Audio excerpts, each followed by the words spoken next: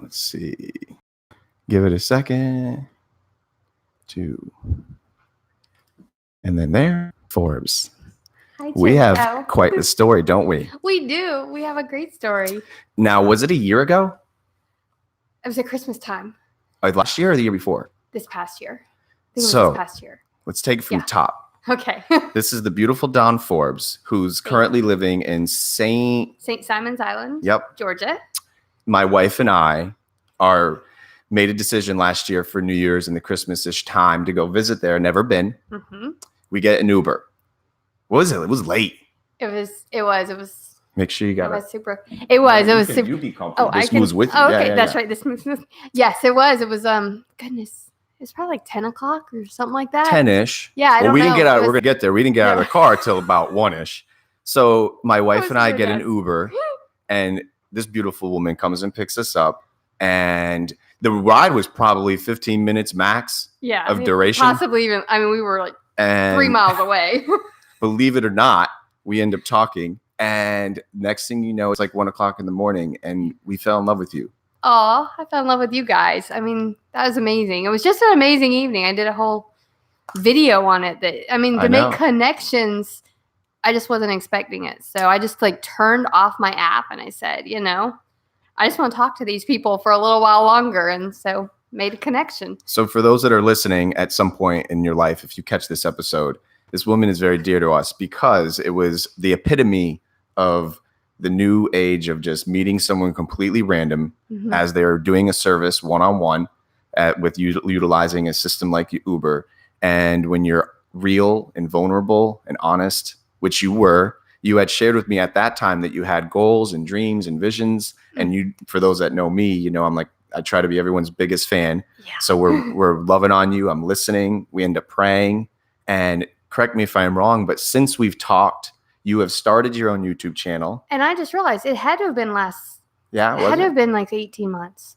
Oh, so 2 years ago. Must have been. I've got amnesia. I know. I'm losing it I'm here. just thinking about when I started finally dug in because you encouraged me to go for it. And I know it didn't happen quite that fast. It was still a process, getting there. And so it must have been. Wow. 2017? Well, I remember you were dealing with, as usual, which we all do, you were dealing with the apprehensions of not doing it because you were waiting for the better camera, the better timing, and I said. The imposter syndrome, do I know what I'm talking about? And then you encouraged me that you lived it. Of course, you know what you're talking about. So I pushed you. I was hopefully one of many that were pushing you. So here we are, 2019. And you know what I love most about these shows is that they're such a beautiful, they're like my own little diary. So we'll remember this forever. And what a memory that you have driven. How far? 5 hours? I forget how far. Actually, no, it's only about 2.5. 2.5? It was so reasonable. Okay. I may be moving here. It's close enough to family. And you're staying at the A1A? Yes. And she walked in, for those that are listening, she walks up and she goes, I love this town. Flagler is amazing. It's so chill. So for those that are listening though, when you share with me, let's take it from the top and let's talk about who Dawn Forbes is. And we're going to get to where we are and your goals. And I heard a little bit of Hawaii or something going on. But for those that are who is and what is Dawn Forbes? Who is? That's such a hard question. Honestly, I would say at heart, I'm a learner. That is the number one thing for me is I am a learner and I dig in deep to lots of things for a very short period of time, and then I move on, which suited me very well, I think, for unschooling my children. We started with regular homeschooling and all of that thing, but we ended up landing on something that was just unschooling, that was just kind of following our own hearts. And so both of them did that. And so that worked out really well. Such a big question, Chenzo. It is. Well, look, I will help. Ready? I like to try new things. How about I tell you what I think about you? Okay. So when I met you, which is, once again, this is a really surreal moment because here we are. It had to have been 2 years ago. It can't be last year. It couldn't have been last year. Feels like forever ago. So I don't want to imagine. Maybe it was, but point is, I think when I met you, what my intuition was telling me about you was you are a big lover. Mm-hmm. Factually speaking, you're a mother. as well. You got the Yes. 2, don't you? 2, yes. But you deal with what all of us humans do. You're more vulnerable than your average Joe, but you do deal with, you want to be loved a lot. Yes. A lot. And that's a good thing. I'm guilty. I'm saying this because I was able to reflect on when I met you. So here I was in this, it was a van, wasn't it? Or like, it was a nice, was it this guy? SUV. Is it the same thing? This guy, yeah.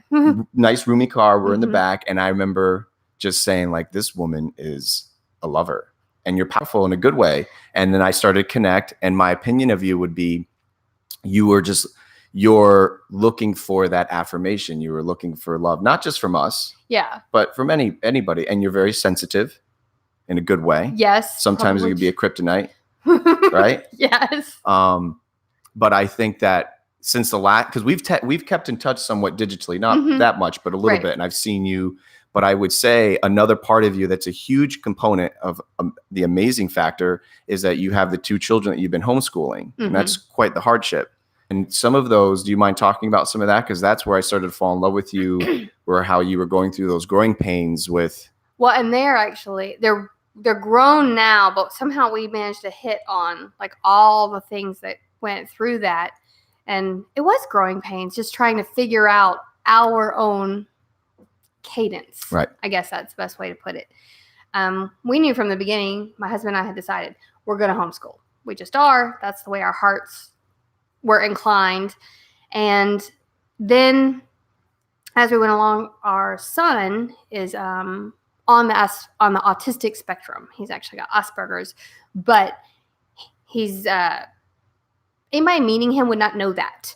So that was kind of our growing pains, I think, because we didn't know that something was going on differently for the way that he saw the world, and we didn't get that diagnosed until he was 10 years old. I remember you sharing me. So on that topic, I remember you sharing with me at that point, wasn't he in a schooling system to some capacity at some point? Or no, you were seeking medical physician care and you weren't getting a definitive, something to that effect? He's been, we did when he was little. That's what I mean. Yes, you're right. Because we tried, we just kept going to the doctor, kept saying, we're not sure what's going on.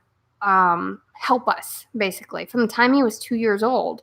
And they kept telling us, no, he's just precocious. He's very bright. We know he's very bright. We don't need you to tell us that, but you're not with us at our house. You don't see how things set him off very quickly.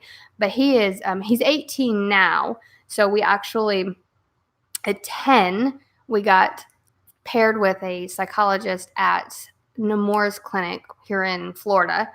By the way, if you ever need anything, Nemours is amazing. That's great to know. But he had a grand mal seizure, and that terrified us, of course. At what age was it? He was 10. 10. He was 10. So we had never seen anything like that before. It happened in the middle of the night. For those that don't know, what's a grand mal seizure? That's a good question. A grand mal seizure is when you, basically, it's what they show in TV shows, like that very violent seizure where the entire body just goes, spastic. And it was 5 a.m. and I happened to be sleeping in the living room that evening. I just couldn't. Well, actually, I wasn't sleeping. I was watching TV. I just couldn't sleep. No, I do remember you're the night owl. I am the night owl. Night owling. It's 5 a.m. I was night owl. It's 5 a.m. and I hear this like gurgling noise, and I run in and I see him just seizing. And I just remember, I'm screaming at the top of my lungs. I run to my bedroom. My husband, get up. And I'm just screaming and call 911. He's in the room with Ryan, and I go, and I'm on the phone with 911, and I can see the fire station. Basically, it's at the end of my street, so I can see where it is. I can't actually see it, but I know where it is. And so I'm standing out. I'm like, they're not coming. And that poor lady. Yeah. She was so wonderful, but I was terrified. You can never find these people again later to apologize. But I was just like, they're not coming. And so she said, they're on their way. I promise they're on their way. And she's trying to ask me questions that at the time I thought were the dumbest things ever. I know now she was just trying to calm me down. She was trying to get me to focus. And it was just terrifying. So then I ride with him to the hospital. The EMS guys are like, oh, it was just a seizure. Of course, right. And he's laying there virtually unconscious. I mean, he's breathing, all that stuff, but apparently, and I did not know this then, a seizure takes so much out of someone that they can sleep for 12 hours after Wow. that, just because their body is so exhausted that it just takes that long to recover. Right. And actually, I may have that length of time, maybe even longer. But I said, he has never had one before. We're going to the hospital. Right. So we go to the hospital. They get us into a room, all that stuff. And we don't have a pediatric neurologist, neurosurgeon, whatever the doctor is that you see. And so they sent us to Nemours, and they actually asked me 3 times if he had autism while we were there. And so I found, I've tried to get into your psychology department forever. Could you please refer us? And so they referred us. We got paired with this amazing psychologist, and he never had another seizure again. Wow. So, they tested him. They kept on top of him, and he had something that he was supposed to outgrow, but he still, as far as I know, it was called benign. It wasn't dangerous. Never had another one. I said, that was God getting us to where we needed to be. We finally found the person that helped us learn that there's nothing wrong with him. He processes the world in a different way. Right. We needed to learn how to be translators. So it became a lot more about us learning how to translate than it was about fixing a problem. How long after until the episode did things start to become clear, like the clarity factor with, was it pretty that he was on the spectrum? No. Meaning, so you go that night and within a 3-6 month period, are you starting to finally get appropriate diagnosis and you know what I'm saying? Yes. Like it how was long? Probably 2 to 3 months. That's still pretty good though. So and the doctor, she knew immediately. She made us do the questionnaire and everything, but she was confident from meeting us. Where were you? Where were you as a human being then? Where was Dawn Forbes when he was 10? Because this is the factor of what I love about this little show is that life is happening, right? And people, when they take a minute to love somebody in the midst of their anger or midst of their joy, there's always something going on. So where was Dawn? Would I have known this about you if I was your colleague, if I was a neighbor? Were you a pretty, like, how was life? You know what I'm saying? Were you in a good season or was this like this added? I was in a good season, but for me, this sounds really weird. I'm sure let it out. All seasons are good. Yeah, well, that's a good way of looking at it. Each season carries its own challenges that you have to work out through that time period. But so at that time, let's see. I had recently built a house. I was a assistant director for children's plays. I was doing community theater. I was homeschooling them. It's like, so you had a rhythm. And we kept busy. And I had learned the big thing for him. And I guess you kind of pick up on these things. I just knew, don't throw anything unexpected. So we had figured out our way to adjust, but it still wasn't fair, I think, to him in the end. We did what we could do, but that would not have been sustainable because he had to learn how to translate the world. And so we had to learn how to teach him that. And we might have figured it out, but it would have been a whole lot messier, I think. Because our solution at that point was just if we didn't have to take him, to not, because it upset him. So it wasn't like we were, just not taking him because we didn't want him to go. It was that it upset him tremendously. Of course. If you added a new thing or something like that. But now he handles all that stuff so much better, and he's able to recognize when he's when he's starting to not understand something, and so he tries to ask for clarity. So it's been an amazing journey to learn that, number one, not everybody sees the world as you see the world. We all see it through our own prism, but being able to talk through that and actually have to ask, okay, what are you feeling right now? How is this affecting what's going on? It really has been an amazing journey. You're an amazing person. Oh, thank you. Now your other child that was younger. That was my younger, yes. And it's another boy? No, it's a girl. A girl? So my daughter is 20. Okay. And she is an artist. So she sees the world differently anyway. She's a visual artist, and she is just very spatially oriented. Everything happens as pictures in her head. So she's fun to talk to because she's, I don't know, she's just making movies in her head. And awesome. So it's just not the same.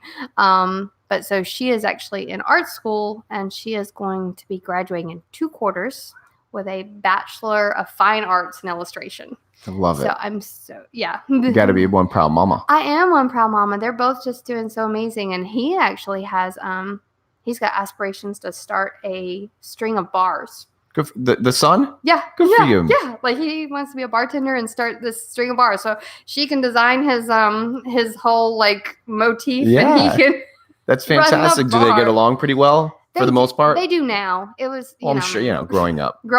Kids siblings, of course. Right. But for the most, as they're pretty much, what a great adventure for you, because this thing so-called life is a really interesting road. And I'm sure for you being a mom, and now they're at that age where it's not, now correct me if I'm wrong, because I'm kid free, but now it's probably the relationships start to kind of mold into a new, they've got their rhythm, and now you guys can be like besties, right? Kind of. Yes. And I would actually say that that kind of started earlier. That's one of the reasons why I'm such a proponent of homeschooling, because like I talk to other parents and they have all this teen angst that's going on, or in middle school, they have to have the right kind of jeans or the right kind of shoes or whatever it might be. And we didn't have that.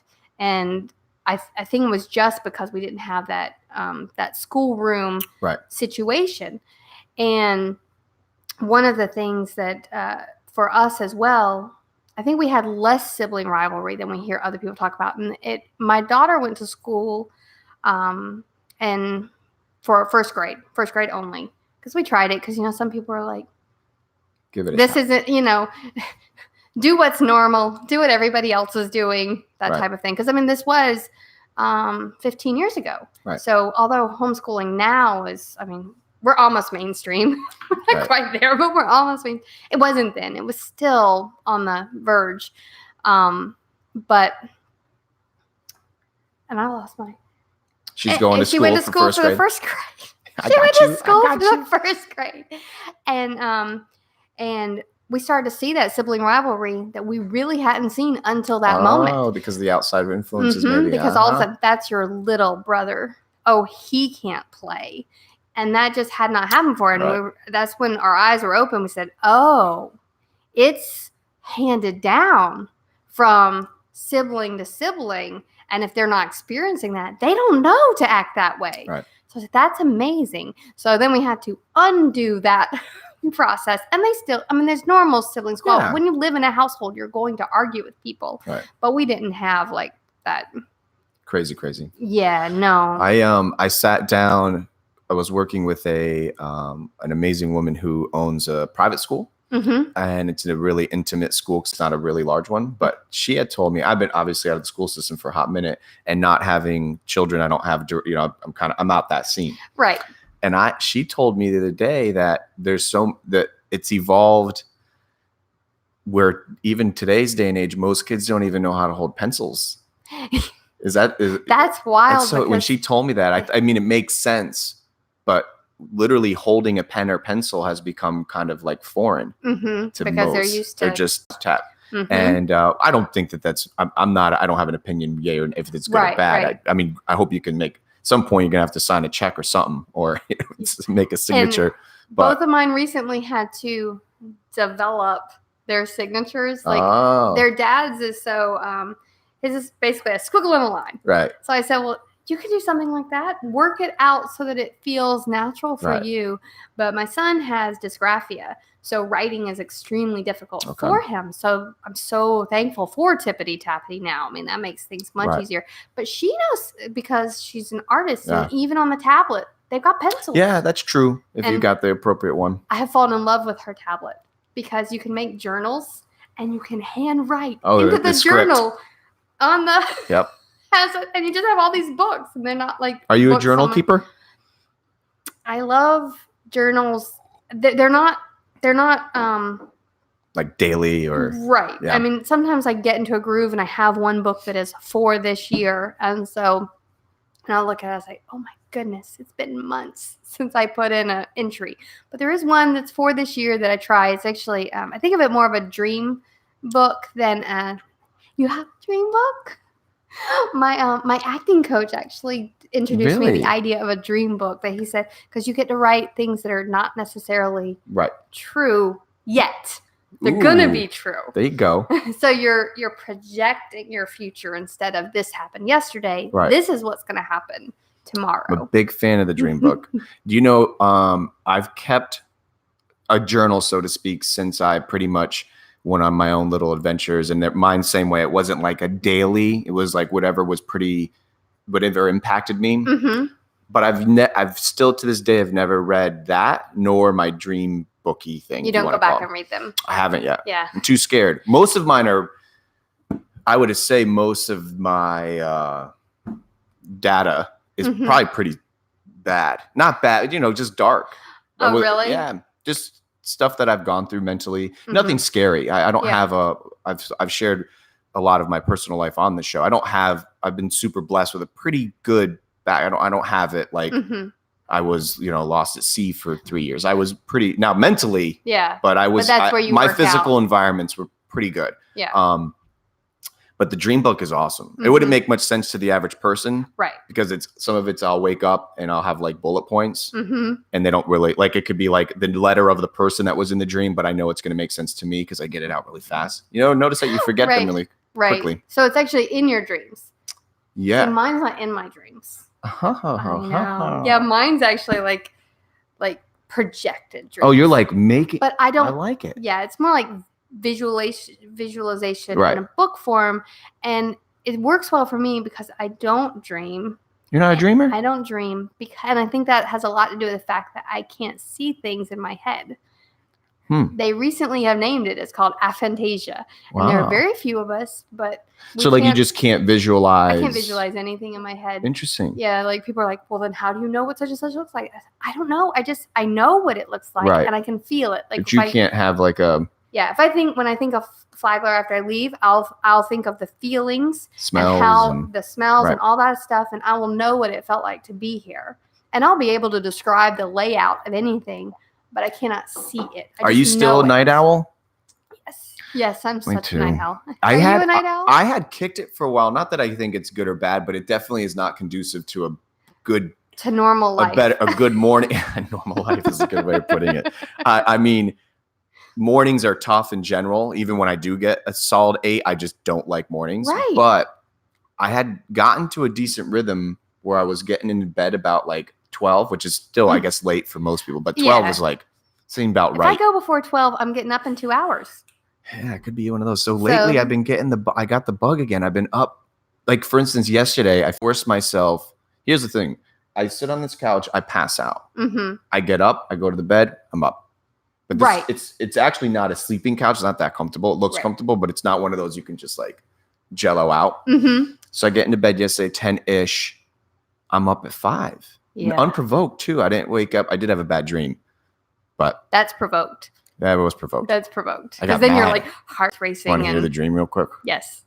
You cool with this show? I mean, are we doing good? Yes. You enjoying this? Yes, this is fantastic. Are you kidding? We get to sit and talk. By the way, that's the only requirement. Yeah, it's it. Well, you had to go potty. For those that have been on the show, I'm always like, go potty first because you never know. And then 2, the mic. And then if you do want to get up, by the way, get more coffee. Okay. Have fun. Okay. So I wake up and I'm angry because I had a dream. It was one of those really real ones. I do dream pretty vivid.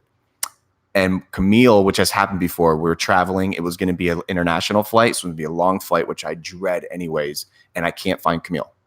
I'm like getting on the plane and can't get her and this happened before where she ran to go potty last minute. And then I'm getting to the thing and she's not there. And I'm like, we're done. Do each of you carry your own tickets? So that if you do she's get a ticket holder carrier and I didn't have it. Yeah. Because most people listening are probably like, just get on the plane, bro. No ticket. I'm holding line. I'm holding spot. And she's got the She's like, she has all that stuff. They have to wait. Oh, And so now I'm like in the line. Well, this is the real. You have all the stuff. I have all the stuff, which we travel light anyways. I'm like backpack. Really? Yeah. But I'm like, go ahead. That's a real story. But in the dream, I wasn't able to get my food before the flight. So I was so angry. So you ever like, you were hangry. Oh, I was so angry. But I think I went to bed like thirsty.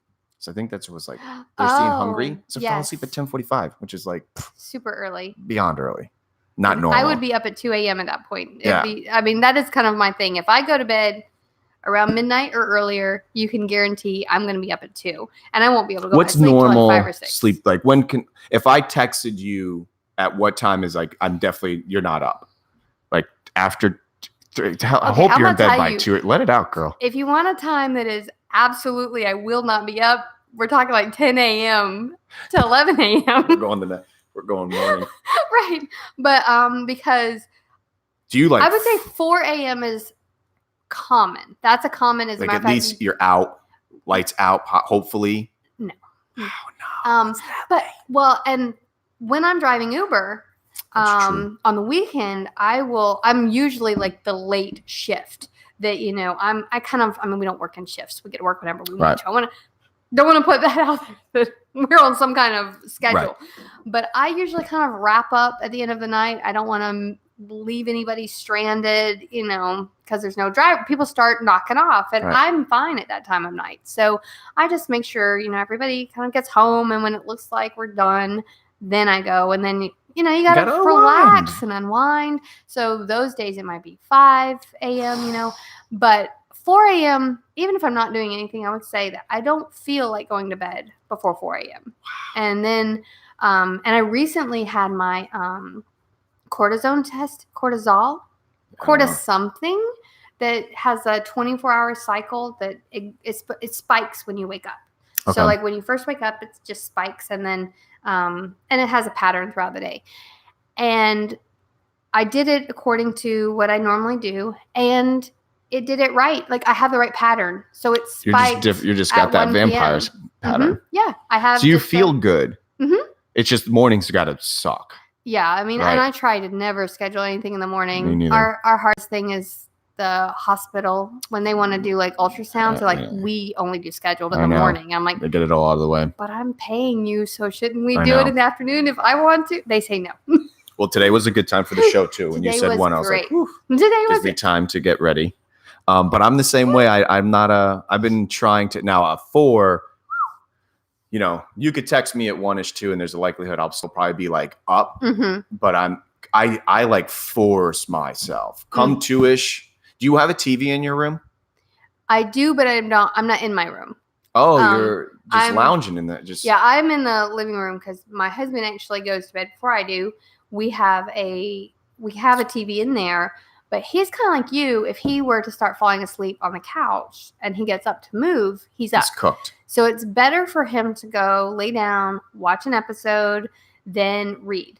And so then he's already all relaxed and he can go to sleep. Because he's also like us. He likes the late night. He's a late man. But he repairs computers, and so people need that early in the morning. They get in, they boot stuff up, it doesn't work. He's got to go fix it. If I have to be up early, it's even worse. I feel like those nights I can't. You know what I mean? If I have a whatever, which is very rare, but if I had to go to this business group once a week a while ago, and I dread by the Monday. It was on a Wednesday. Mm-hmm. By the Monday of that week, I was already like, I'm cooked. Right. I'm not gonna make this thing. Yeah. I'm like trying to sleep then to get ready for this because I had to be up at like 7, which is that's so early. For those that are listening, I feel I'm not trying to bash. If you got to be up early, you got to be up early. I get it. Right.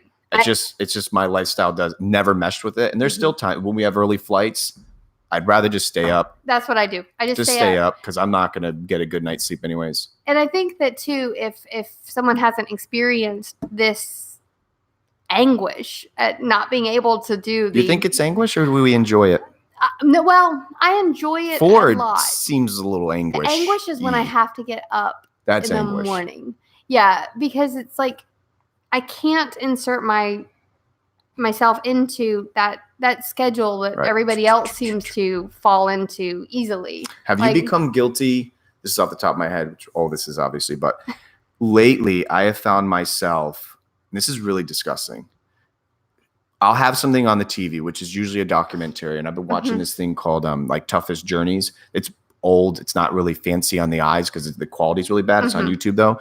But I love to see how other people live. And a lot of these journeys are like through Nepal or this. And it's the roads that require that civilization getting their goods moved to another. Some of these journeys are like 16 days. Some are like years just to get their like goods to one walking, beat up trucks and cars. And we don't know what's happening because we're so, but we're talking in the Congo. So I'm up to like this 5th or 6th episode. Once again, not like glamorous and not like reality TV. It's like done on like a shaky, someone did this. It's like someone's YouTube channel. Right.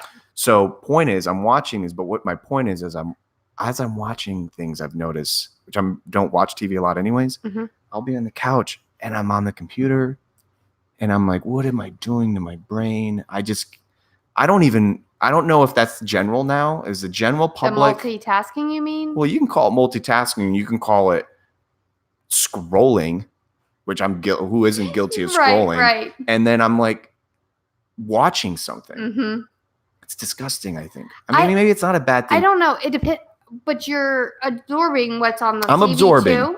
But I feel like I can't just chill. I was once in a like a symposium education stuff, and I don't like to be like in the middle of everybody else. I feel very. You mean like a classroom? Like it was in an auditorium type of situation. So I kind of like to sit at the back, the back corner. That's kind of where your comfy spot. Go. Yeah. And I think, and it's not because I don't like being around the people. I think it's actually that I don't want to disturb anybody else should I have to get up and go to the restroom or whatever. I don't want to, bother all them. So I just kind of sit at the back. And I found that if I was tapping on my phone, that I could pay better attention to what he was saying. And I don't know what that was about. And I have learned since then that I'm very much an auditory learner. So the auditory was still going in and I didn't need to see him. So it was like, whatever what are you doing on the phone though? Scrolling? I was scrolling. Yeah. I wasn't like doing anything highly. I was trying to learn Twitter and I was trying to tweet what was being said. I see. So it's like it was a way to reinforce too. You were able to extract.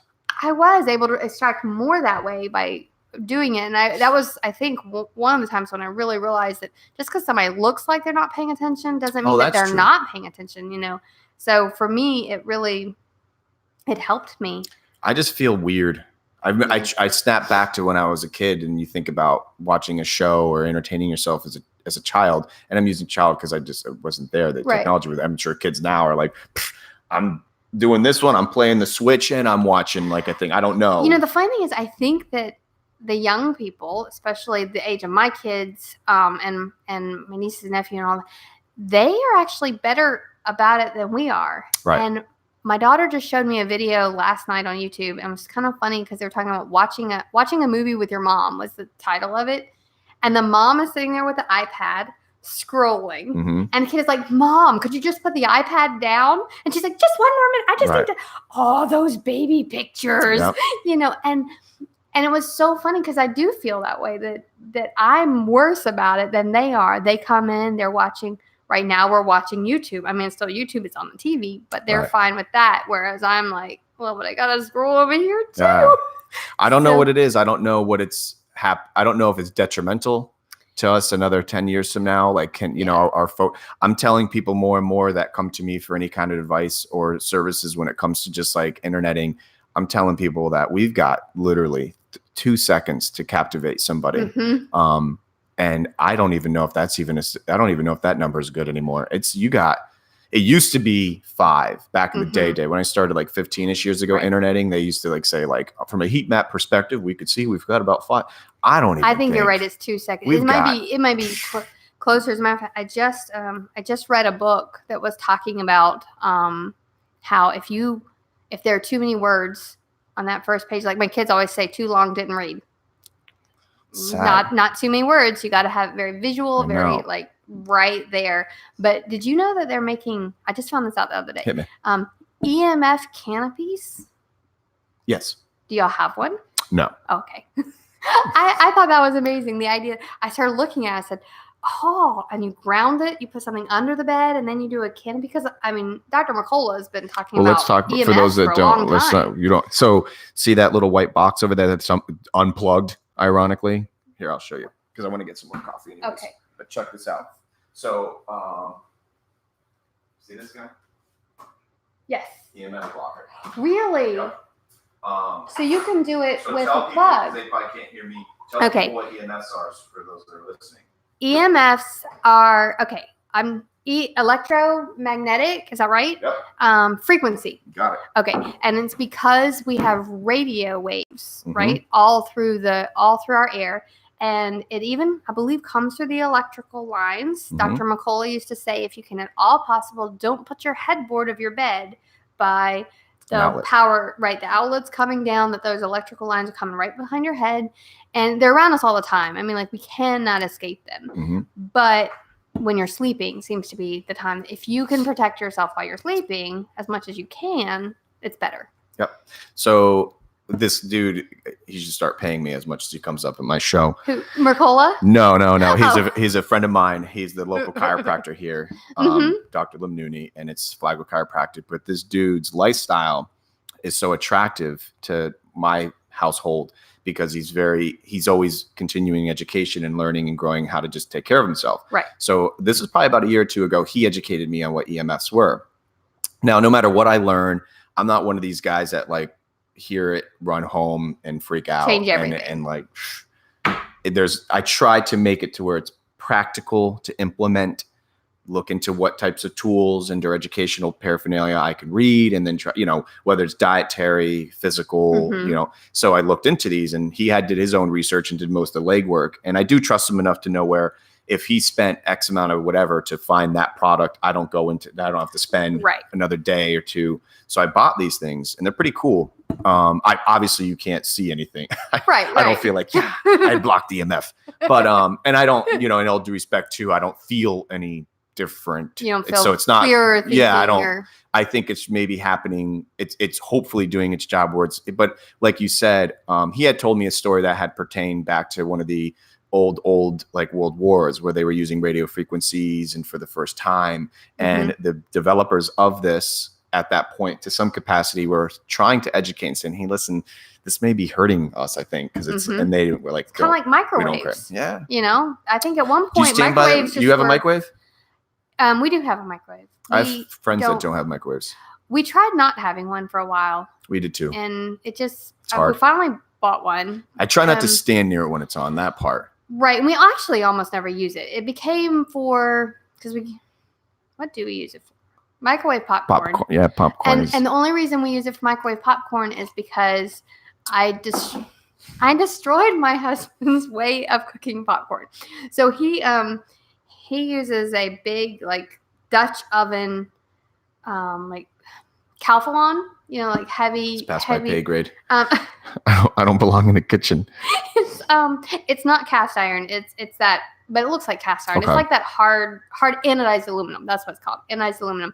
And so he cooks popcorn in this pot, and we learned it from Alton Brown. I mean, except he uses some kind of bowl that we have never been able to find ever.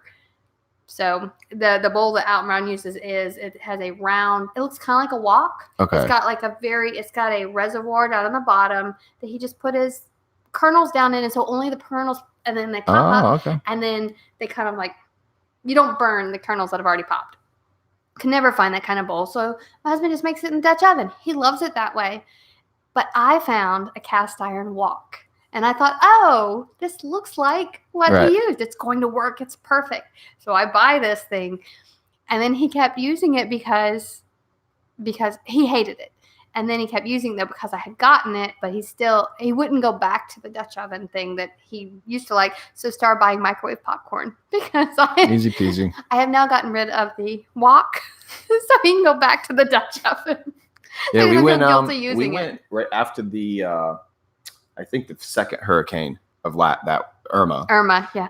Isn't that bad that we now think in terms of women? Which hurricane was that? Yep. But Irma, yes. You see, we got a lot of activity down there. Mm-hmm. So that's what keeps, now that you're in my home, it's very bare. Mm-hmm. And I have so many toys that I want to put out. I have a big toy guy, which, by the way, I just went on a binge. Yeah. I went on an eBay binge. I got to tell Really? my buddy about it. I bought I've bought almost all the toys that came out in the 80s. 89 was when Batman came out with Michael Keaton. Okay. I know there's a lot of series. Yes. Mm-hmm. I was a big fan at the 89 one, the Michael Keaton, because obviously Keaton, I'm like growing up with that. Right. But everybody thinks my favorite one is horrible. So which one's yours? Clooney. I know, right? Are you kidding me? Maybe it's kind of like, you know, they make fun of that Batman because he had nipples on his. Yeah. That's what you. But he had the right. Wasn't he the one with the right voice, or was it Val Kilmer? The car. Chick stick with the car. I think Keaton I think Keaton was the best Batman voice, but the best Batman was definitely what's his name, Christian Bale. The most recent. No, he's not the most recent anymore. They changed. Well, Ben Affleck. Oh, well, it's another one. I'm surprised you didn't say that. If you would have said that one, I would have just shut the show down. See, I didn't watch the one. No, that one was really weird, but. I didn't watch the Clooney one was that was a Schwarzenegger, I think. And maybe that's why I didn't watch. Maybe that's why I stopped watching them, because people make fun of the ones of my favorites. I just stopped watching Batman. It's like I'm a Marvel girl now. Marvel's taken over. Well, I finally watched all of them. You're up. I've watched them all. How do you feel? From one to the next, we watched it in chronological release order. How do you feel about Tony? I'm good with that. You're okay with that? Yeah, needed to happen. Yeah. I'm glad that we're gonna see Loki again. I have determined. Somebody asked me recently. Loki's the Arrow Man. No, Loki is the trickster. He's Thor's brother. Oh no! Oh yeah. Yeah. You think he's sexy or something? What's his appeal? No. I think it's because he's weird. He doesn't do anything. He is weird, but somebody's like, "Who's your favorite Marvel?" And I just Loki. Where did that come from? You just like the obscure. I didn't know that. So I think it's because I feel like he's misunderstood. I feel like that you find it. I feel like it's like he wanted love. He wanted to know who he was. And, did he die? Instead, I don't remember. He did, and then came back. Oh, he's one of those. We got multiple timelines. Well, they call him like a blipper or something when they come back. They were using. Yeah, they did that, and then they created another timeline because he went in a different He created a new timeline where he went off. I see. So, yes, like the. Well, you're Marvel up to date, though. Time. I'm Marvel up to date. But tell me about your Michael Keaton. Oh. Yeah. I wonder if we're so good. I just had a bug. First of all, I had to put my toy obsession on hold because I don't have anywhere to. I have places to put them, but we haven't really made a home because we're in a flood zone. Mm-hmm. So I'm like, you have no idea what it was like to pack up. Even the little that we do have. I know. I'm like, so now we're mobile. I do actually know what it's like. Oh, you do? Yeah. You flooded? Well, I forget. Well, we didn't flood. Well, I mean to leave. Yeah. I mean to leave. You know that. But y'all actually flooded flooded. You flooded. Which I'm not trying to be like, oh, woe is me. It's just the principle. No. You really start to value things even more. Like you're really like, I don't even need this. Right. So we haven't. And the things that you do value, you have to put in a way that, because honestly, even if you fled here, you could also, it could fall down. That's true too. Because that was another issue. The road fell down. Yeah. If the road can fall down, then the house can fall. We were more worried about if the roof came off, etc. But point is, I haven't refluffed. I haven't put all my toys out. Which that's just I want my toys, and I have a dear friend that had a lot of toys too, and I have some of his toys, and I just want these out. I want to look at them. So I have a couple. I used to put them out in the show, but I don't do it anymore. So, anyways. I don't know why I'm doing this because now we're on the cusp of the season and I'm like, I don't know. But I'm a fanatic of buying the toys in the boxes. I don't open them. So my buddy they're in the box. They're in the box. And they've never been opened ever? Not the ones I'm buying. Okay. Which makes them more expensive. Right. But I can't. So a buddy of mine used to always buy 2 toys. One in the box and then one to play with. Mm-hmm. At this age, basically, give or take. But I'm not doing the double tap.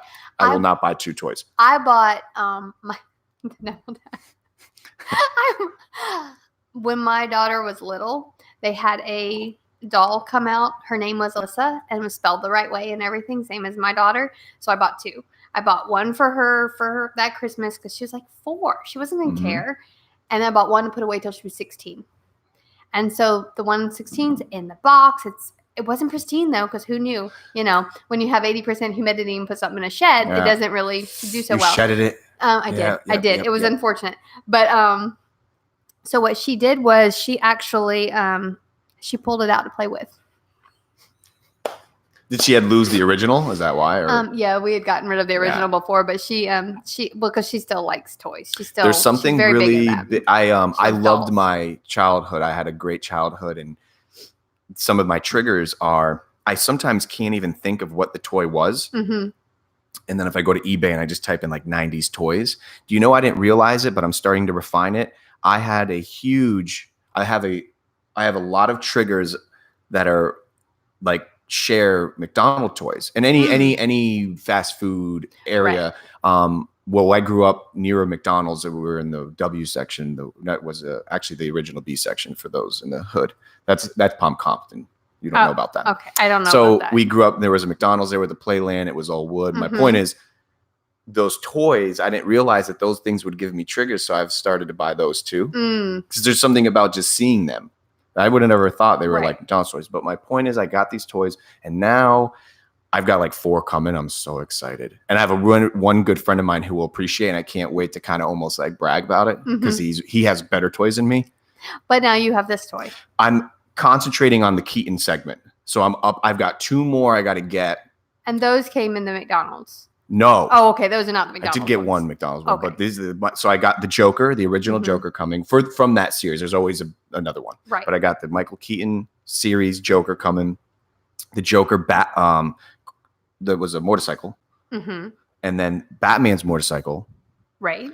And then the one thing I have to wait for, because it's so expensive for a toy, is the Batwing.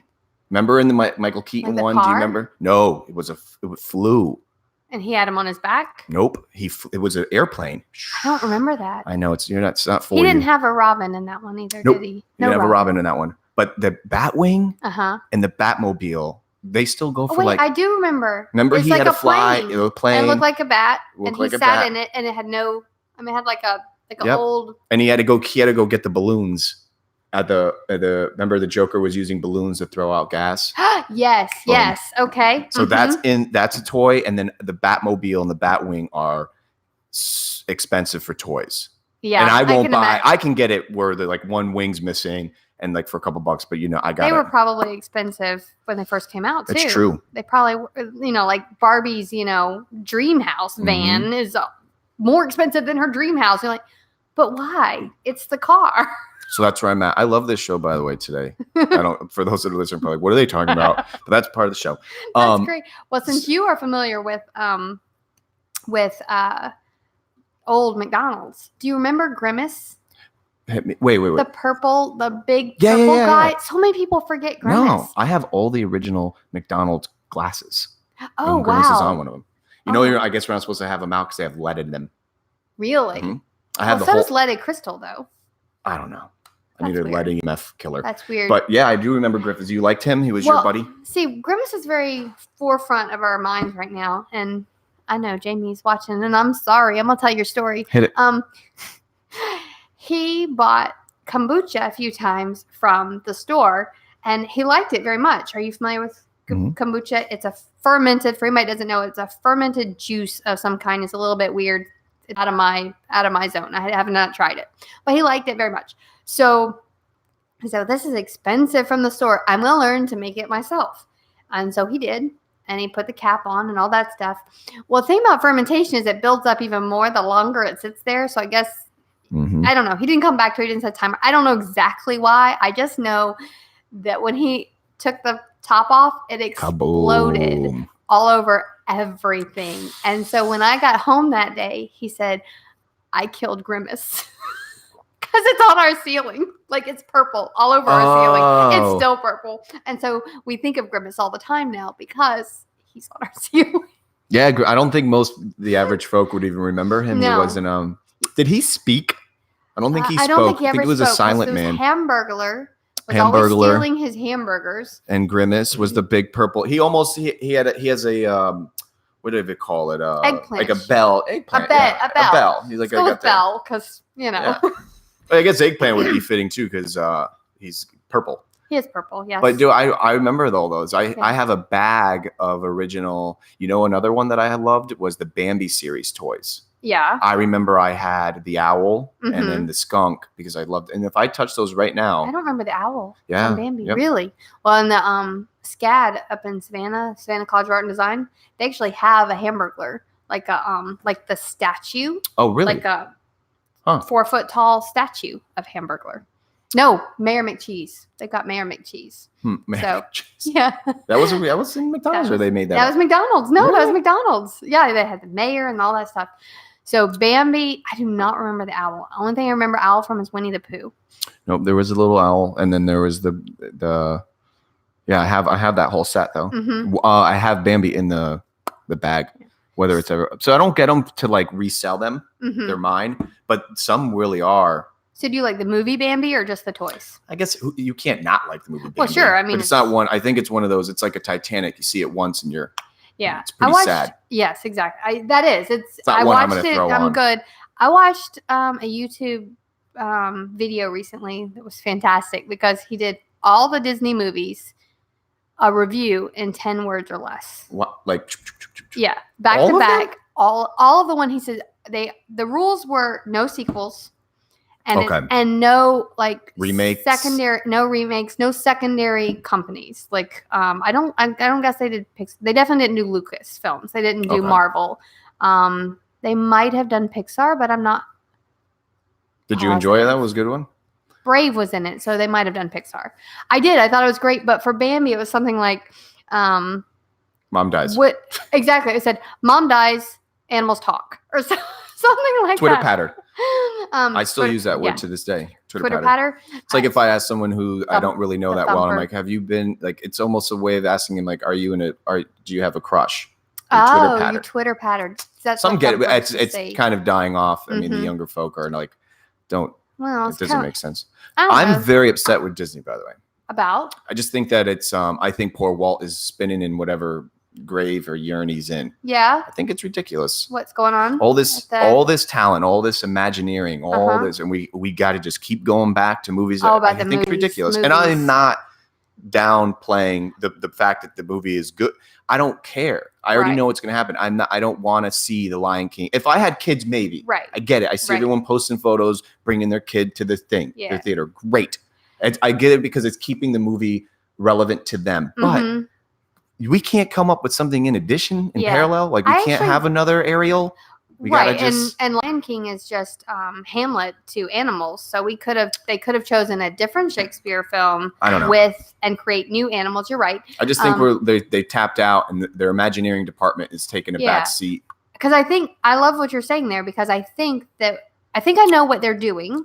I think that much like they were the originals of animation and the idea of the cells, and then they kind of pushed the 3D animation. Yep. So I think they're pushing the envelope, but I think you're right. They could have easily said, we need a new story. Do we really need a Toy we Story need a 4, new story. Dawn?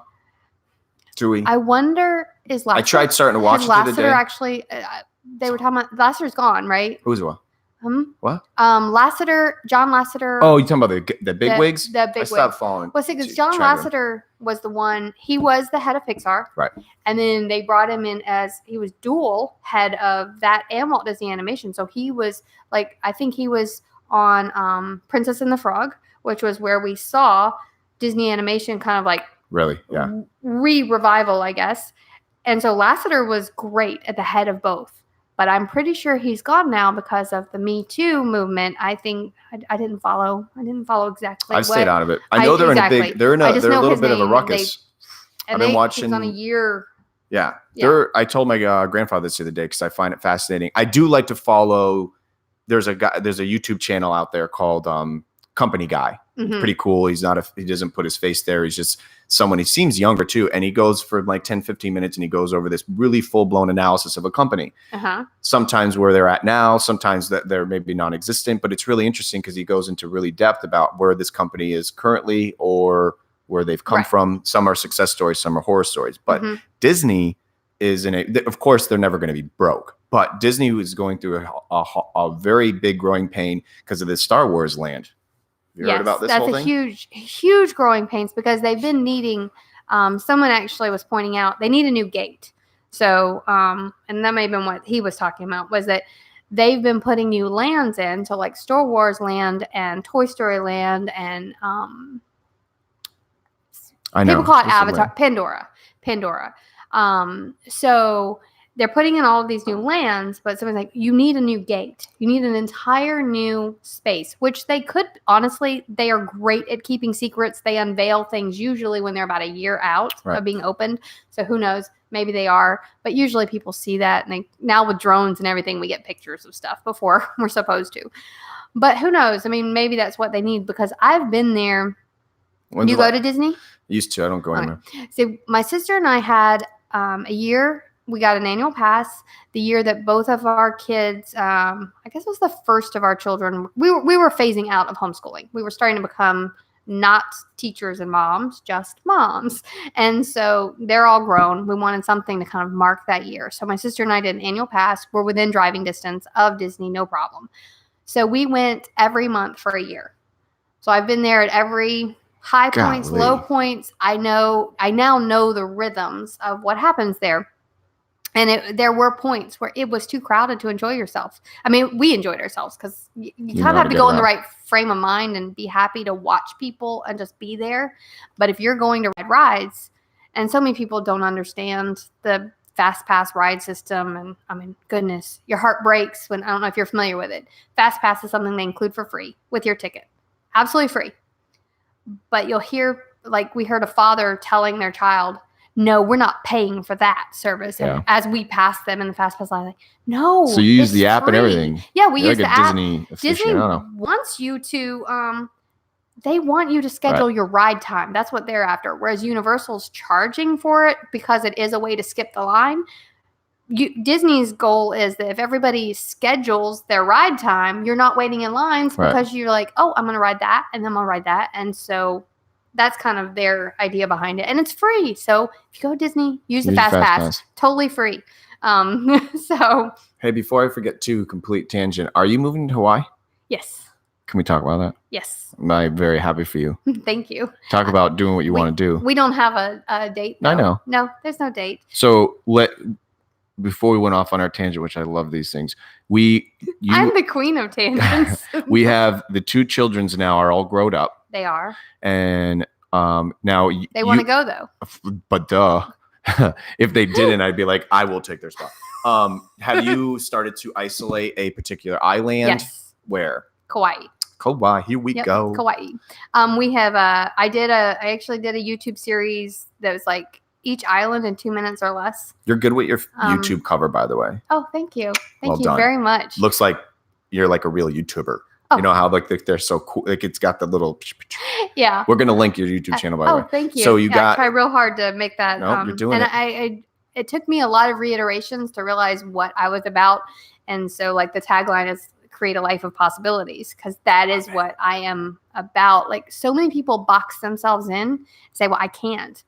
Well, we were over there. You were a boxer. You were a boxer for a minute. I was never a boxer though, as far as like, I never looked at like money was never an obstacle. I believe that if we plan on something, it will work out. Right. I was a boxer for. Yeah, but for those that are listening, you didn't mean that. That may come off as if you're like a millionaire. No, absolutely not. Money was not an obstacle because you didn't let it be. Because I didn't let it be. It says you guys are working folk. Oh yeah, that's a good point. Yeah, I don't want people thinking like, "What you got a millionaire on there?" Dawn Forbes. Forbes? No, and it's easy to honestly. People think that because of where we live, because we're on St. Simons, and we're right there by you guys are working. Sea Island, and that's.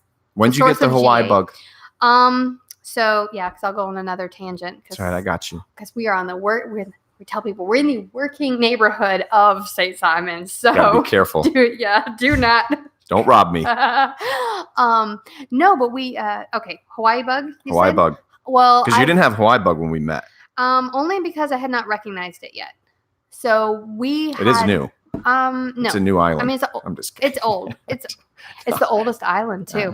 Because I don't know if you knew that the different the different Hawaii islands are different ages. Mm-hmm. So you get this bug. Is this over dinner one night? No, when I was like 10 years old. Oh, this bug's been around then. Yes, we had a architectural digest, and you're gonna laugh because there was one spread in this Architectural Digest that was Hawaii. It was just this complex in Hawaii, and it was an estate, I guess is the best way to say it. You're 10 at this time? I was probably 10. I'm trying to base it on Jeez where we Louise. lived at the time because we actually moved around a lot. I mean, same area, just different houses. So I kind of try to base it on what house I was in at that time. But we didn't subscribe to Architectural Digest.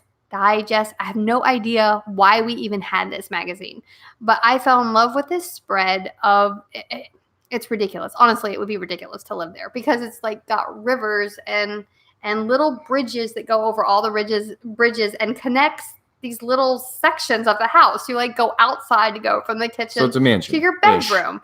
Yeah, but it's more like a compound would be a better way to describe it because it's like you have a separate building for your bedroom.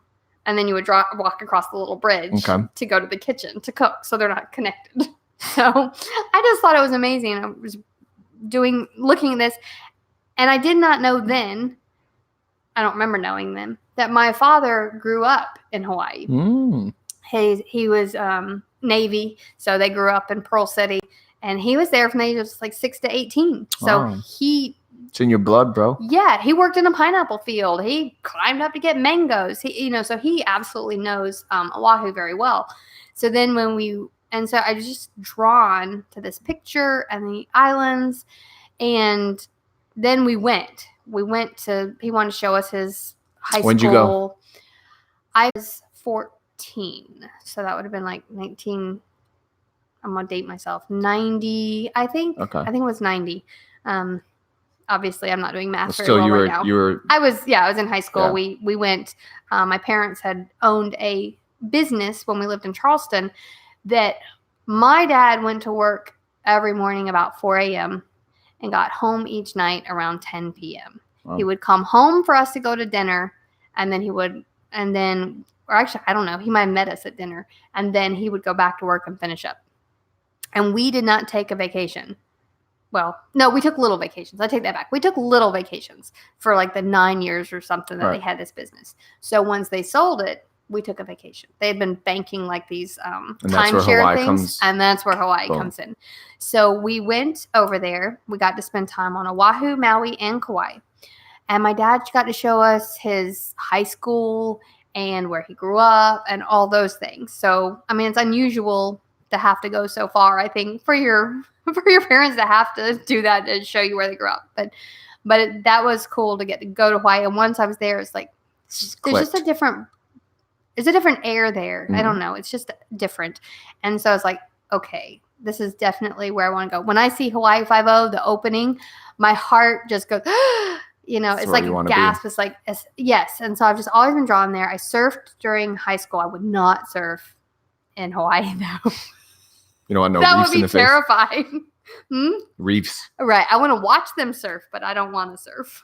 So yeah, I've been drawn there, and I've talked to other people that have been drawn to places that they have never even been. They're like, I know I'm meant to move to. I mean, not to visit. Yeah. I'm meant to move to Rome. I'm meant to move to Australia, and they do it. And usually there's something waiting for them there. There's a reason. So I believe that there is a reason why. Yeah. There's something in Hawaii. There's some reason. What's your tentative timetable? Like within 365, 2 years? We can't. All I know for sure is we can't go before next March. That's good. At least you have some time. Right. And I know that my daughter has a cat, and they have a very strict pet rule. They have no rabies. Mm-hmm. So you have to start planning in advance. And I think how old's the cat? We think he's 2. Oh, we've had him for a year. He ain't going anywhere for a while. Well, no, he can go, but we have to have meaning like he's not dying he's tomorrow. Not dying. No. Yeah. He's not 14, 15. No, we have to make plans for him. Yes. So luckily he is old enough to get the shots that he needs and all those things. But so you can take a kitten. Kids are coming. The kids want to come. Yes. Hubby's like pro Hawaii. Oh, he absolutely. Awesome. And the kids, it's so funny because we want to eventually live in a yurt, and the kids are like, that is a tent. The yurt is like those round tents. Oh, okay. And we wouldn't live there at first, of course, because you have to buy land and all that stuff. I said, well, we won't live there at first. obviously, so you can still go. But my daughter, I believe she will eventually live in Japan because that's where she is drawn to. She learned Japanese. She loves their culture, and she's drawn to the countryside of Japan. See, something's calling her. So if I'm in Hawaii, I'm closer to her in Japan. I have a very dear friend of mine that he is very well traveled, and he says that's one of the only places he'll go. He's been there twice, and it's the only place that he'll keep going for that type of trip to make that type of effort, travel that far from the States. He lives in New York. He's a professor, great guy, and he said Japan is one of his. Why he could go on about it for days, but like you said, some people just fall in love with an area, a culture, a scene, and it's there. So I'm very happy for this Hawaii world. Thank you, and I think that's why. I mean, like here, honestly, it's got a lot of those same. Flagler, because it's very laid back and chill.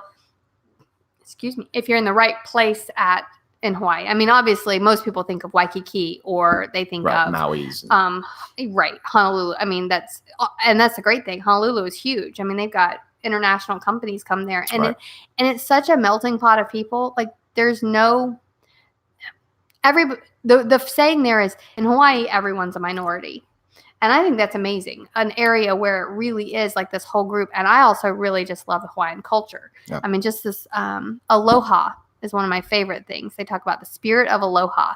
And the spirit of aloha it's a law, by the way. I don't know if you know that. In Hawaii, it is actually the spirit of aloha law. And it's to remind government officials that everyone deserves to be treated with respect. Because that's what aloha is. Every single person is of value. They all have a reason to be here. They're all part of our tapestry. And so everyone should be treated with respect.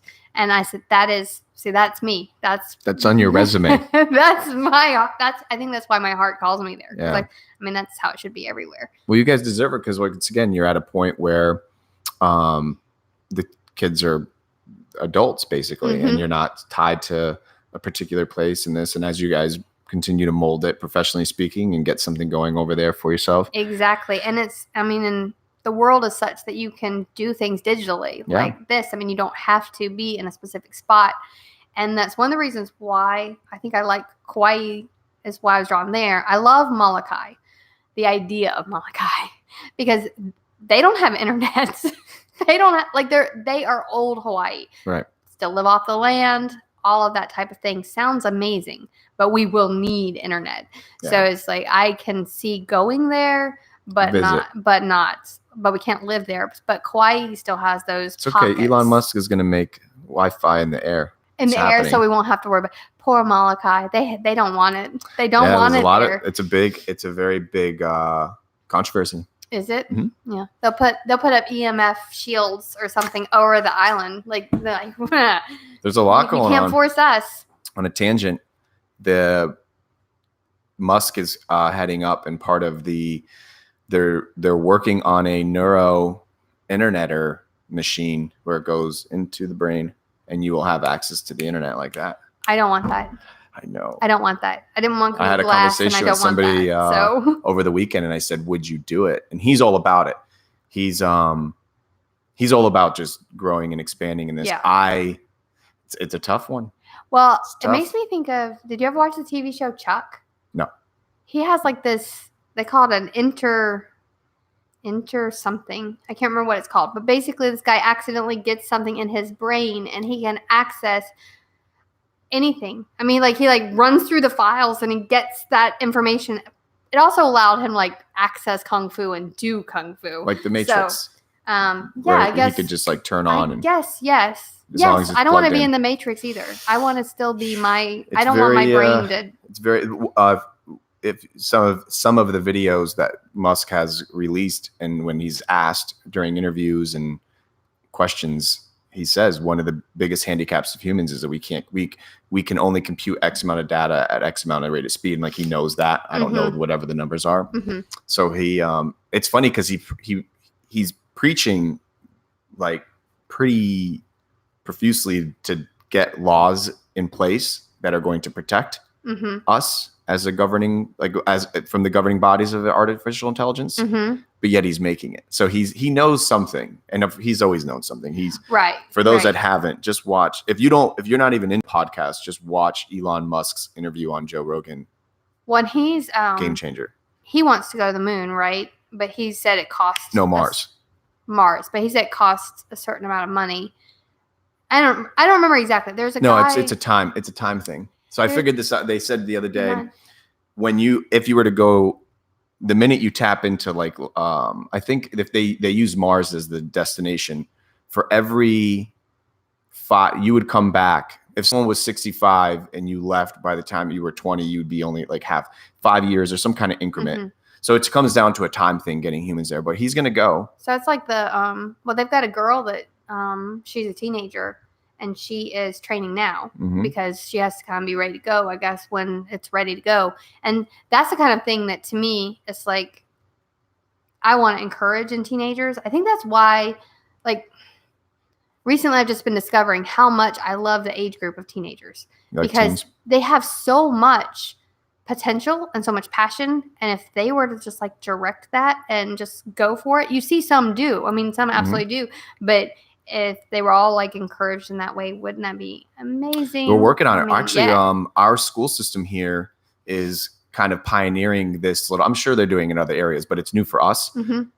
And it's like this mentoring program, and I'm actually going to be a part of it. Hopefully. Awesome. Mine, I'm a little bit weird because I didn't have a schooling background, and I still don't know what I do. Well, so that's okay. They were kind of like, well, I had a friend come over the other day who's high up in the school system. And he says, we're pioneering this program. Would you want to be involved in it where you're applicable for these like students and or student that says, and I said, listen, my pedigree would be this.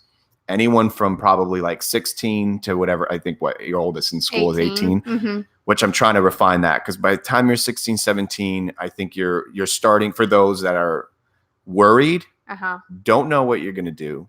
Yeah. Kind of getting told you're not going to be, like if you don't know, you're going to die. See, mine's like probably 14 to 16. Really? I feel like you like that one? Yeah, because that's when they're really trying to figure it out. And well, you would know better than I do. I don't know. It's just that they start to like you say, they start to get freaked out.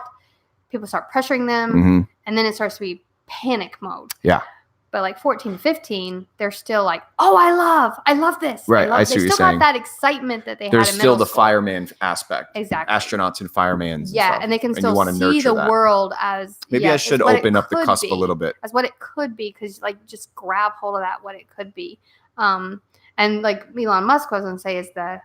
Wait a minute. No, you finished about the mentor program. No, it's in parallel what you're saying. I want to tap into any, I guess they're not kids, but whatever, any teen that is just has doubt or doesn't have clarity. Cause I didn't, I barely passed high school. I literally passed high school with a 1 point something. Wow. That surprises me knowing you. I mean, I'm just like, I had no idea what I was doing. And it wasn't anyone's fault. It wasn't because I lived in a shed and didn't get breakfast. Right. I just wasn't applying myself. But I also didn't come from, my background wasn't, there's a really funny Italian comedian that's gotten pretty big. And he jokes around how his family, I don't know if it's an Italian thing or I don't know if it's just in some families. My family I had a great uprising. I have but it wasn't, we weren't geared towards, it was go, I wasn't nurtured to where like, you're going to become an astronaut or this, and that's okay. But my point is, it wasn't, for instance, I just had to figure it out. Like we didn't come from a scholastically gifted background of like, they're going to go to this school or this is what my, this career is something that's been in our family lineage forever. I just do right. Right. So by the time I'm getting ready to graduate and my friends are going to like these prestigious colleges, I remember freaking out and going, what am I doing? What am I going to do with my life? There's two things though about school that is important for people to know, I think. And that is, the first is that it teaches primarily to one learning style. And there's like eight of them. So it primarily teaches to people who learn by auditory and writing. If you're a literal person, reading and writing and that sort of thing. But if you learn through, experiencing, or, some people learn best in nature. Some people learn best in groups.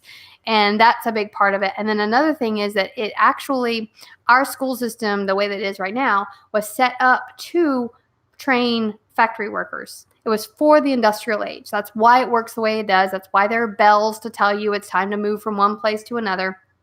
So we have an industrial school system for the information age. And it's not working very well, because the very things that work well in the real world, like cooperation, we're all about collabs and things like that now, are the very things that are punished in school.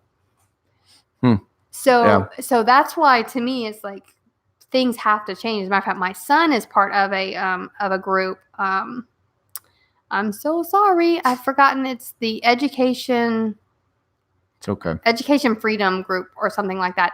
They are their group of young people, that their focus is they want it to change. They want it to change on the school level, that people can choose what direction they want to go, what they want to learn, not everybody needs to know calculus, but maybe that's not my direction. So I'm so proud of them and what they're trying to do. But this mentorship thing sounds like a step in the right direction, where adults are coming in and helping them see the possibilities. It's not just about the grades and about the test to find out what you don't know. Let's talk about what you do know. You know so much. Let's talk about that. So that's exciting. I don't have I'm super, it's pretty cool, because I have a lot of friends and family that are in the school system. And it's got to be it's a monster, Yeah, so it is. It's so hard for it to change, because it's so big. Right. And my fear is actually, once they start changing it, is that it's going to be, we're going to keep moving. We're going to keep changing as a culture. Right. So I'm hoping that they're kind of looking one step ahead. But there's this guy actually, I cannot remember his name, but he wrote the book Moonshots.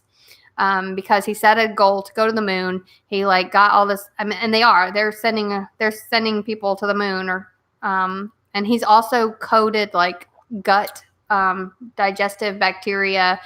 And his next thing that he is focusing on is education.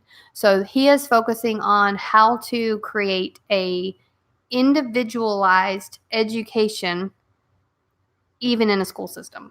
So you feel like you've got to go into the school system for whatever reason, or you want to go into the school system. He wants it to be an individual education anyway.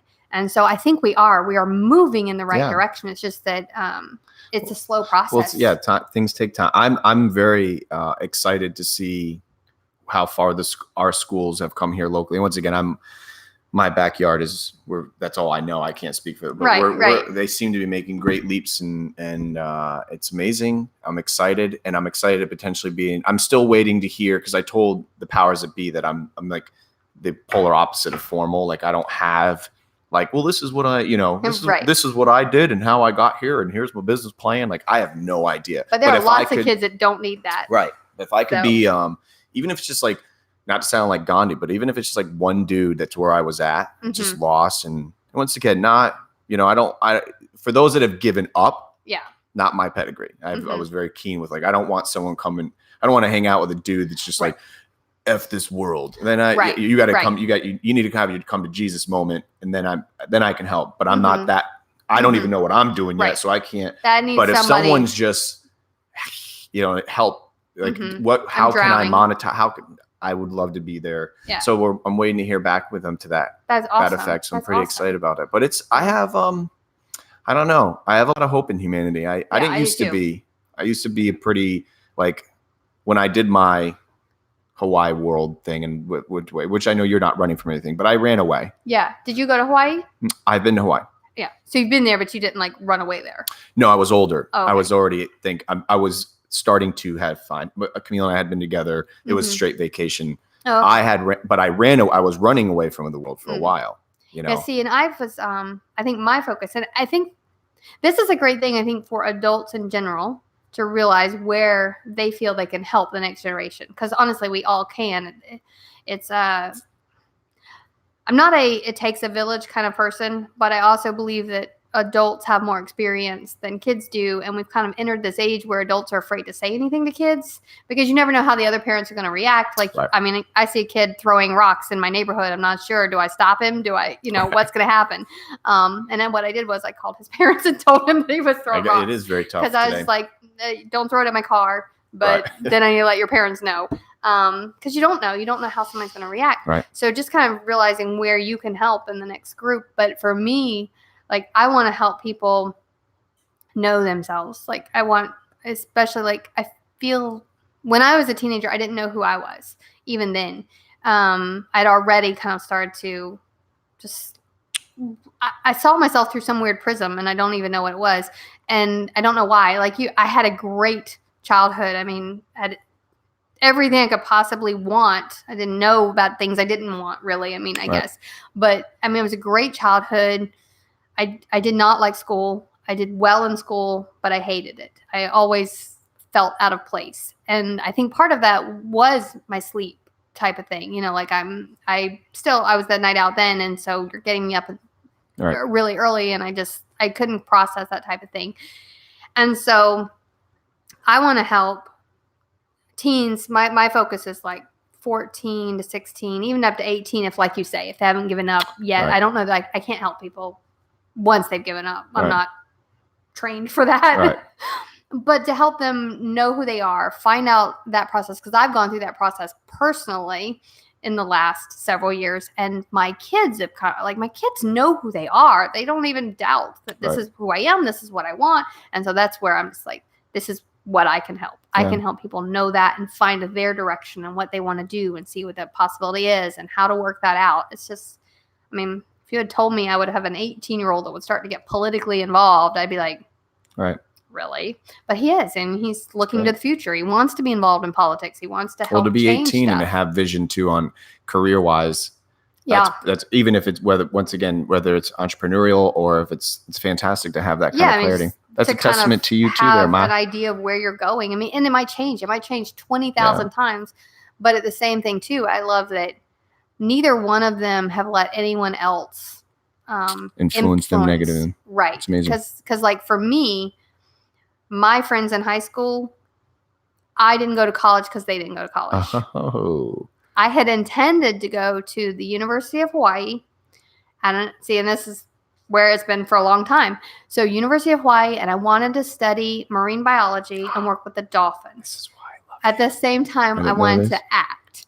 So the funny thing is that the marine I found out since then, I found out on my honeymoon that if you want to work with dolphins, it's actually better to study psychology. Marine biology is a minor. I had no idea. So you want to major in psychology, minor in marine biology if you want to work with dolphins. Just putting that out there. But they have a dolphin center on Maui. They have all that stuff. So I was going to do that straight out of high school. But my friend group, they didn't go to college. So I didn't go to college. Yeah, you were a little bit of a sheep. You had sheep I was a sheepy too. because I didn't know who I was. Yeah, that's normal though. Well, I mean, these people accept me. Yeah. So you want to stay with the people that think that you're I love that. No special. wonder I really love you. The dolphin world. Do you love dolphins? Beyond love dolphins. So you want to know I was pursuing marine biology. Were you? Yeah, but I stopped because I have my own issues with the captivity of mammals. Yeah, I mean it's kind of like it's a two-edged sword. I think I want to understand them, but yes, I don't like necessarily. It's ruined. It's tough because I've learned in the last couple of years, more so recently than not, to just stay in my lane. Mm-hmm. So I don't try and rape and change and princess. I worry about the 6 inches in front of my face. Yes. I'm a huge That's advocate. a great way to put it. I love that. I'm an advocate for all things living though. Mm-hmm. If I see a dog in the car, I will bash your window. Okay. That kind of stuff. That's a good warning for everybody around you. My way of doing it is really nice. I'll refined it. So if I do walk by and the dog's in the car, I find the owner some way, somehow. And I tell him like, dude, there's somebody out there. I think he's going to smash your window. You should get the dog out. And then it usually works. Little do they know it's me. Yeah. And I don't come off like, I'm the one I don't come off like like super hostile. Like, right. listen here, buddy. Right. But anyways, that hasn't happened recently. Thank God. But a lot of people leave their cars running now.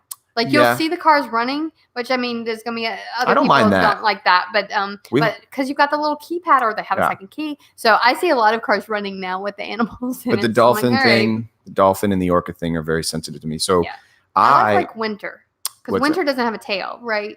In the St. Augustine Marineland, he had the movie made about him. Yeah, but it's marine. It don't even get me going. Yeah, so they got more than just him. Yeah. Okay, or sucks. Her. I think Winter's a her. And like I said, they're the first people I call when I find marine life. Yeah. And they're in trouble. And I get it. I know. I'm not saying the people that are working there are malicious and they're actually, they are passionate too. But the infrastructure is contingent on the fiscal gain of entertaining the average Joe. Yeah. And the yippee and they're jumping and talking and it's not.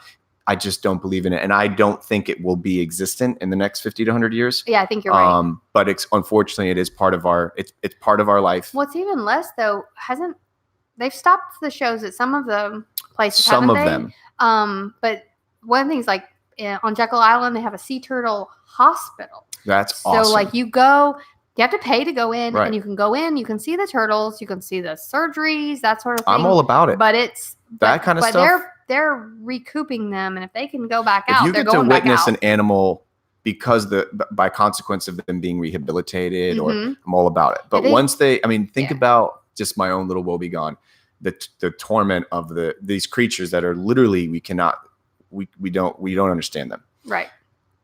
And they have powers that we don't, and they obviously know. Marineland is right this far away from the ocean. Yes. Yeah. Right there. Oh, so it's got to be. Once again, these are just my own little. I have a ton of people that can't stand me when I start talking about that. Not only on the show, but I have friends that are in the business, and they're like, "You don't understand all the good things." I know all the good things, but my only argument, if it were an argument, would be the longevity of life for the average marine mammal in the wild. Significantly outdoes the ones that are in. It is a tough situation, and like I had never been to SeaWorld. Well, no, I've been to SeaWorld. I've been to and before I understood a lot of that stuff. Right. And I've been to Animal Kingdom for zoos. We're going to talk about Animal Kingdom at Disney and Jacksonville Zoo. So those are my main zoo worlds things. Exactly. And so when people would talk about how bad zoos were, I would think of these two places that try to create a lifelike thing. Usually the animals are already born in captivity. It's a whole different situation. And I understand their view that to get people to love these animals, you have to be able to see them because people see what's in front of them. And so I understand that too. But then I went to a zoo that was not like those two zoos. And I was shocked. They had like 6 foot by 6 foot areas. The bear's place was like, literally he could just walk in between the thing. And so, this is what people are talking about when they're railing against zoos. I had never seen that before because I'd only seen let's make it as lifelike as possible. And I don't know what those animals, how they ended up there. But yeah, so now I do understand both sides of it. Yeah. But if you're going to have a zoo, it's got to be as great for the animals as possible. It's got to be a reason for them to be there. We've rescued them, right. Like the Raptor Center at Georgia Southern. If anybody ever gets to go to that, they rehabilitate birds. And Georgia Southern, I believe, is the only like college that has they have a mascot that flies over their they're the Eagles. It flies over their football games. Now, in general, you can't keep an eagle that can fly because that's bad. But he's got his beak grows out. He has to have it shaved or he would die. So they get to have a flying eagle that they take care of and they make it so that he can live. He'd die in the wild. That kind of stuff I'm cool with. And that's all they do there. And they've got, they have an owl that she's a European owl. She got blown here in a storm. So they really have no way to take her back. So and they can't release her. She doesn't belong here. So she has to stay here. But so seeing those animals are beautiful. It's interesting. It's tough. Like I said, I don't. You can imagine on a normal squirrel, it takes me 2 seconds and I can find one person that's going to SeaWorld and I'm not one of those guys that starts to voice my opinion to that person. Now, if someone asks me or on my little show, I have the privilege and the right to say like, I'm absolutely a monster advocate against it, but I do it in my own terms. Right. So I educate my immediate backyard. I don't go out. You're never going to see me once again, raping and pillaging on the side of I-95 Right, or right. I-4 going, no, like, I think there's nobility to it for those that find that. But at the same time, I got my own dungeon. Do you think to they're phasing it out? Because like if you buy a SeaWorld ticket now, it has like Busch Gardens and it has all the other things. They're statistically speaking, they're hemorrhaging bad from a fine. That's why I kind of like going. Lately, just to rank on them, unfortunately, they're using the veterans as means of not only marketing, but this is SeaWorld. Yeah, right. Lately, right now, if you're a veteran, you get in free, et cetera. They're grasping at straws to get people there. Yeah. Because the education factor is happening. But they'll always find another way. I think they've added like roller coasters Yeah. in that park. So I wonder kind of if they've realized, okay, this is not sustainable. They don't have, it's not sustainable. I think they got the memo. Or something. It's definitely, Canada just outbanned. Declawing. No. Maybe that too, but they did. You can't keep mammals in captivity anymore in Canada. Okay, so what? For those that are still there, I think they're going to let them live out their life. What do they do if they can't? If they like a dolphin without a tail? Like, what are they going to do? If it's all about rehabilitation, I'm all about it. But Canada, what are they going to do? I don't know.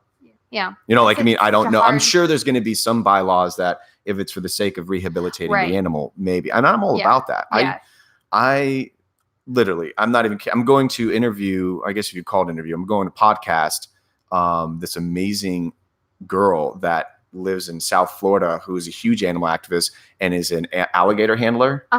She's not only a trapper, but her Instagram is littered with her like she's like a Steve Irwin, but a chick. Okay. Point is, I told her the other day, I said, I'm still the dude that I will stop and literally help. We have these huge like locusts across the street. Oh, wow. For myself though, because I just want living things to live and, Yeah. But it's a scary world out there for those that don't cherish life, and they'll have their moment, and I'm not saying that people that are going to SeaWorld are bad people. I'm not saying that, if you're killing something with your own hands, that's not hunting for the sake of eating, then you got issues in it. Right. That's you have way bigger issues than that. But the SeaWorld thing is very dear to me, but that's why I stopped to pursue. So you know what I do now? What? Because I'm a huge fan of marine life. So I go out on a paddleboard. I have an underwater speaker. And I wait, and I hope to see them. I swim with them too sometimes. My buddy who I was talking to you about. Oh, wow. They don't come up close because they're bottlenose. So bottlenoses are not very friendly. Right. And you got to be careful of the porpoises. 100%. They will play you to death. So they like to play a little too much. My buddy and I will go we call it like a pier, like a 2 pier lengths. So, but we'll go out there and we'll just wait and chill and swim. Distance further deeper than the pier?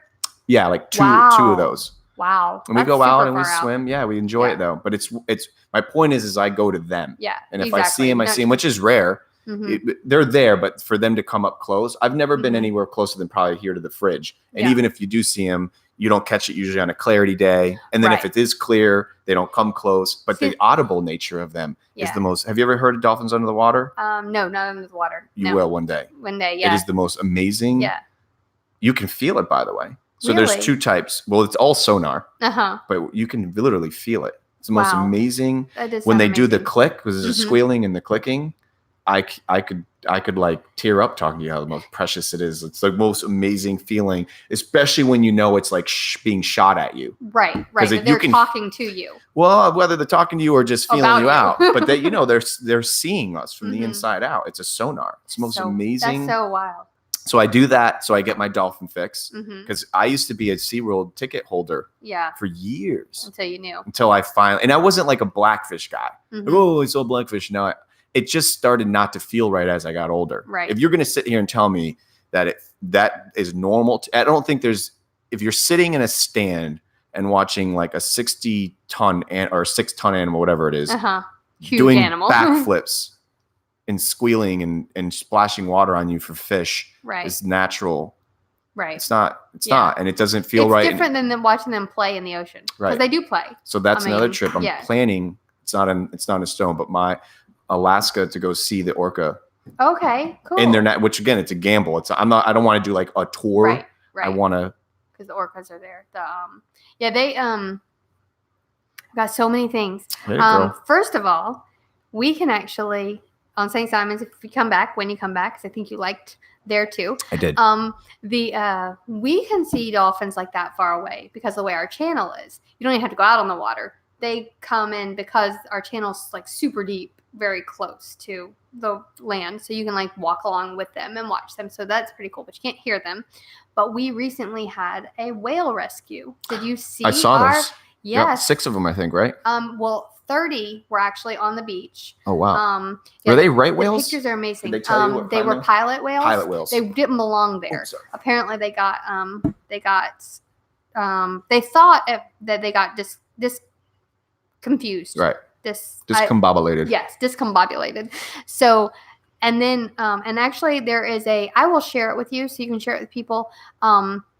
I saw it on your Facebook. You saw the woman wrote that amazing thing. She wrote, I mean, honestly, you need to see it. Everybody needs to read this, I feel like, because this woman was there when it was happening. And she was talking about how they came in and how everyone on the beach, like as they realized what was happening, 30 whales are beaching themselves and that they just jumped into action. And at that moment, it did not care. Nobody cared about what anybody else felt about anything. Like, right. I mean, all of a sudden, no person became the issue. These whales and helping these 30 whales. And the DNR came out, Georgia DNR, which, you know, they own and operate the coast of Georgia. So they came out and they educated people apparently as they went. And they just, so what she learned was form a barrier around an injured whale. So they were around him and even they'll let sharks attack them, but they will not let them get to the injured whale in the middle. And so that's what had happened. These 30 whales had come in with the one injured whale. So they weren't all really beaching themselves, but they were getting they were getting on the beach and they needed help to be pushed back out. So we could have easily had 30. Yeah. But instead the people got the whales back out. And one did end up dying, and what she was talking about, she thinks that one was the injured one, and they just didn't. I mean, so it's amazing to watch animals take care of each other. It's incredible. Because, like, my husband and I were just talking about last night. Do you know geese? What geese do? They do a lot. They do a lot. But when they're flying, if one is hurt or injured or anything like that, 2 land with it. So that if it does not, if it can't restart the trip, the 2 are together. So no one goose is left behind. They will geese all go together. Geese are very, on that geese world, there's something that was viral the other day on Reddit. Uh-huh. And it was a geese drowning a seagull because it was coming after its nest. Oh, my word. They're super smart. Yeah. They are, and literally it's the craziest video. It's sad for the seagull, but the seagull had been doing you've seen where birds attack a nest or a thing and they're just like a nuisance. Uh-huh. The seagull had made like 3 or 4 go-arounds. And this geese just was done with it, and literally gets on top of it. Wow! And was drowning it, and it was, of course, really sad to see. Mm-hmm. But it's even more surreal because it wasn't for the sake of food. To show you that it was to protect. Animals. They're very intelligent creatures. Those geese. Yeah, they are. Well, it's funny because more and more as we're becoming more intelligent ourselves, we're realizing how intelligent other species are and animals, and they're not as dumb as we just assume them to be. You know, right? And I love that. I mean, like research, like you were talking about earlier, documentaries. Mm-hmm. I watched. I don't know if it was a documentary. I don't know. It was about. It had to have been. It was about great whites, and great whites break the water when they're over near Africa. Breach. Breach. They come up and it's beautiful to watch, right? But they don't do that in California. So they were trying to figure out why. It's because of the food source. Because the seals, they have to, and they don't have to for the sea lions. Because they took a seal. They dragged a seal behind a boat. I mean, not a real seal. They made a seal. And they dragged it behind a boat. And the ones over at California breach for a seal. We don't know anything about our oceans. No. We're still learning. Do you know for the second time in the history of mankind that we were able to actually get footage of a big squid? There was one time in the 60s, and then there was one time just like a week ago. We don't know giant squid, like the kind you think of 20,000 Leagues Under the Sea. We don't know anything about them. We don't understand. We don't even technically still know what sperm whales eat. You know that we don't know anything. They're the big boys. They're the ones that dive beyond depths of, we don't know how deep they go. We don't really know what their dietaries are. We don't know their breedings are. Have you followed the shark tagging that they do off the coast here? I don't know if we have one that comes up, Catherine. I don't know if you followed. Has Catherine come here? Supposedly. But, I would imagine it's all, I have a theory about that the data that they're presenting hopefully is like way late.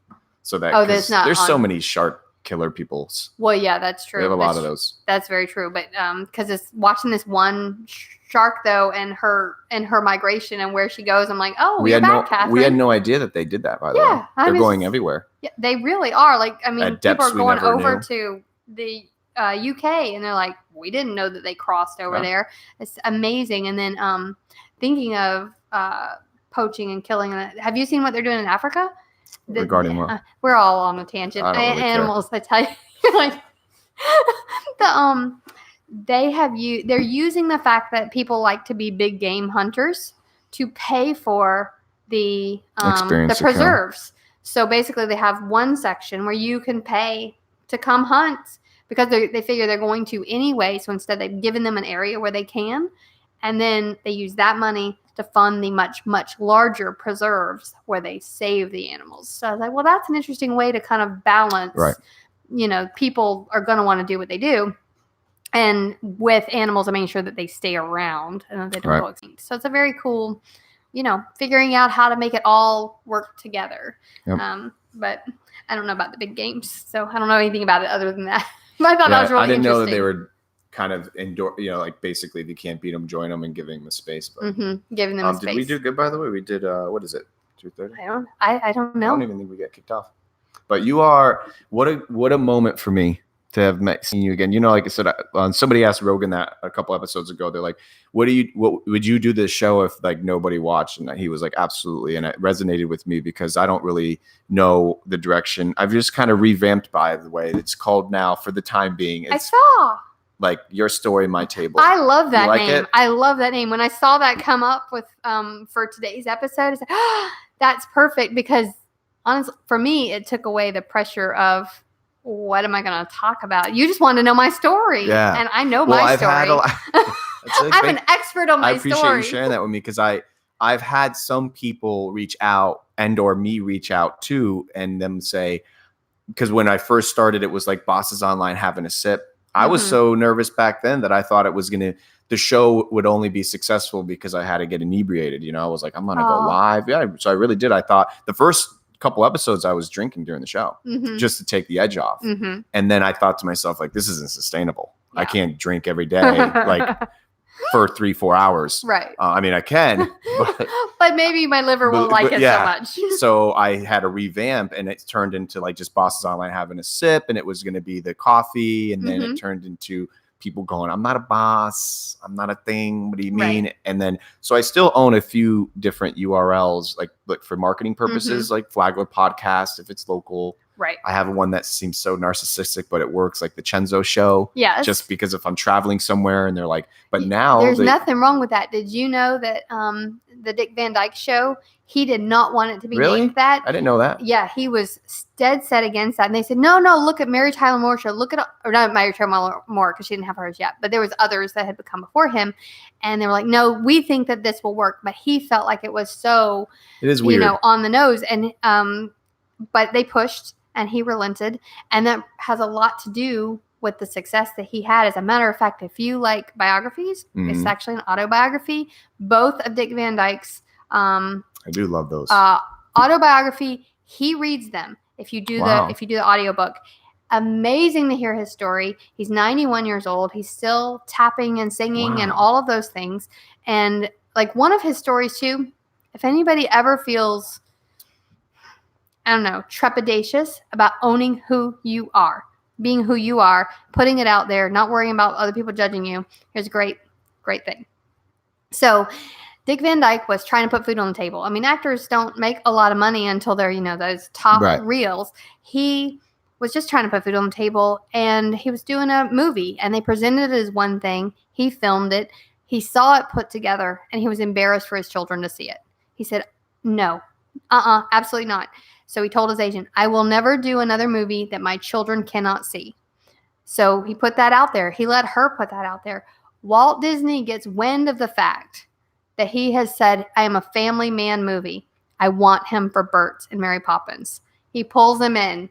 He gets Mary Poppins. That's it. That's the end of the story. Game changer. Yeah. So by being himself, owning himself, and putting it out there, that set his future to celebrate for who he was. Love it. I was like, amen, sister. I guess little goosebumps, doesn't it? Yeah, it does. This whole episode is going to be very dear to me, more than you ever know, because once again, Me too. It's very like you drove 3 hours I and did. I met you in an Uber. I would have and- driven 3 hours though, not even do the podcast. Like I've been trying to figure out. I told Camille, I'm like, I'm going to Jacksonville. You want to come? I know we And, felt like, so bad because I knew you were in Jax, but it's okay. I mean, you see why I didn't figured leave we'd the work it- island. we'd But work I it also out. have between this and then work and then my soccer world and my little Yeah. hobbies, like it's. I love that soccer world. I got That's a soccer game fantastic. tonight. Do you? Yeah, I got a game tonight. It's See, and I got back in gymnastics, so it's like, do it. It's man. good. Do what you do. Yeah. You look great, by the way. I told you that. I mean Thank that you. sincerely. Thank you very much. Did you? How'd your game go last night? You had one last night, right? Or is it tonight? Tonight. It's tonight. Yeah. Okay, I got the dates wrong. So So that's exciting. mhm. That's so exciting. Do y'all travel?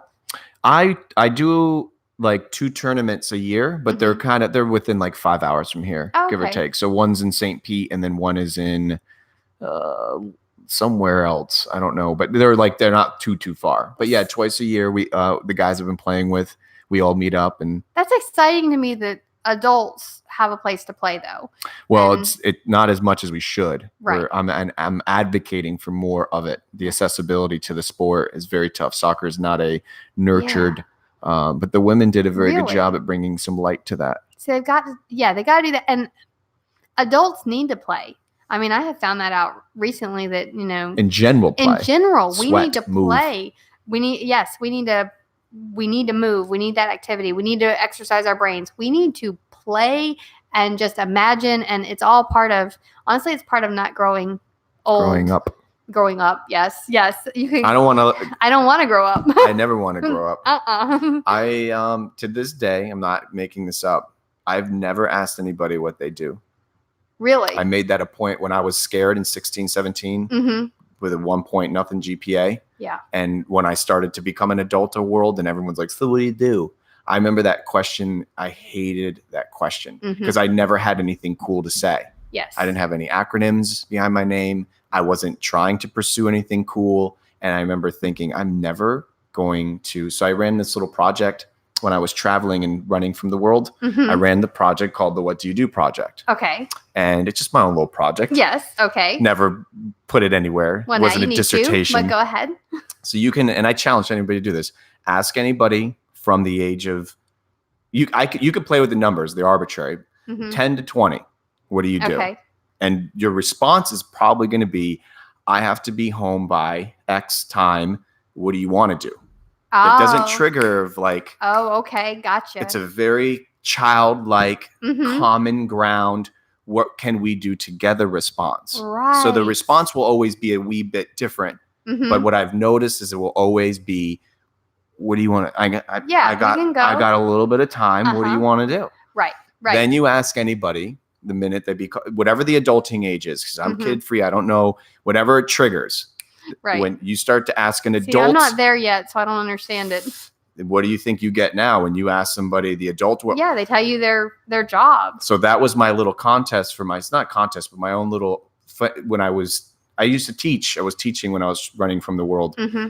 And I remember at the kids things. I never asked an adult. The adults was self-explanatory. I knew Right. by asking an adult, they were like, "Hi, that's your for I am Well, when you get asked that question, I've recently discovered a great way to answer it. Hit me. Because for me, what do? I do right, anything I want to do. right.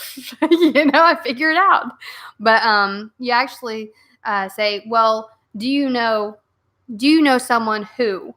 And then, or do you ever? Like you ask something that tries to pick up on something that they Common ground. common ground. You build that common ground through that. And I still haven't quite figured out how to answer that for me. Yeah. All I can say is that, I help teenagers.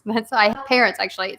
I help parents homeschool, because I've been helping parents have come to me about, I'm sure. like how to do this and how to. Well, I noticed like, on your finally, website, you kind of using that as something that you're allowing people to come to you with. Right. Now I'm like putting it out there that this is something great. I want to help with. Whereas before it was just people knew I had helped. So, or I had done it. So you obviously know what to do. So they come to me. But yeah, so if you ask them, what do you know someone, or, do you ever listen to podcasts for you? Do you ever listen to podcasts? Well, that's what I do. I like to interview people. I like to learn more about people. And so you kind of build that common ground first. And then for kids also, one of the things that people ask kids all the time, what did you study in school today?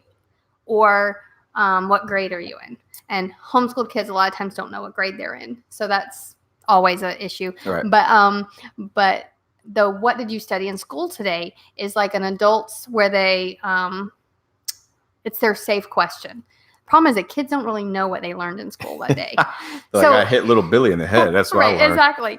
So I had to teach my kids what they're really asking is, what are you into? Right. So kids, it's like adults are going to keep asking that question. So kids need to reframe the answer and say, oh, I played on the playground and I just it doesn't need to be what you learned. They're looking for that point of commonality, and adults don't know how to make it with a little kid. So I've shared with somebody. I shared this with somebody the other day about every show and any speaking engagement, I always get a little bit of butterflies. And Michael Jordan said best, like, if you don't have a little bit of butterflies before anything important, it's probably not important to you. Yeah. So I always get a little bit of here we go. But I got the most butterflies when I had my kid stars. I've interviewed 2 9-year-olds, give or take around that age. I saw the Little Miss Flagler. Little Miss Flagler, and then just the woman of the mom of this daughter, and the husband, the dad and the mom are just precious people. Like, just I just love them. Like, I want to hug them now. I love how you love on people. Oh, it's absolutely really so wonderful. wonderful. I appreciate that. It's wonderful. So I love their parents a lot as individuals. And one day the mom goes, she wants to be on your show. I was like, what? Really? All right, cool. And once again, this is as this show's morphed into this. Like, she's not a boss. It's not a bosses online having a sip. Right, this is where I've started to play with this format. But anyways, I was so butterflied. I was like, what am I going to talk about? It's hard to talk to kids. Well, it went phenomenal. Yeah. And that I told Camille, I guess you can't say Bill Cosby anymore, which sucks. But whatever. Bill Cosby 1.0. Yeah. That whole and that show he had, which I know was the way we knew him. That's the best way to say his public persona. So I hope I don't get whatever chastised. Someone just turned on you're talking about Bill Cosby. It is so tough. But Bill Cosby 1.0, when he took over for that show, The Kids Say the Darndest Thing. Yeah. That this show has given me such an outlet to pursue all of my dreams. Have you seen the new kids show? No, is it a new one? Carol Burnett. Oh, I didn't even know that. Yeah. I'm not tapped into the TV world. I gotta get in on it. It's not Kids Say the Darndest Things though. It's kids. But it's a kid being candid. Yeah. That's the best. I am assuming it's still Carol Burnett. Well, either way, I love the format. She's talking to them, and and you can imagine the questions they answer, and it's great. I love the honesty of kids, and they just good.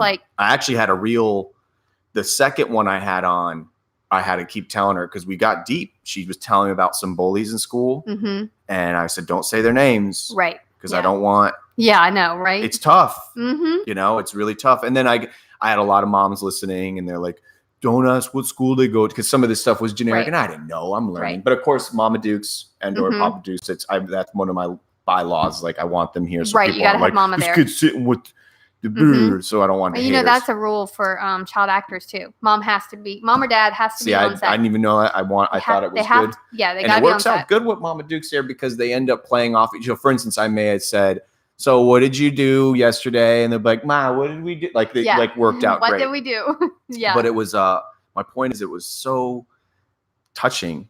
And, I've had a lot of people actually say they don't think the show's live.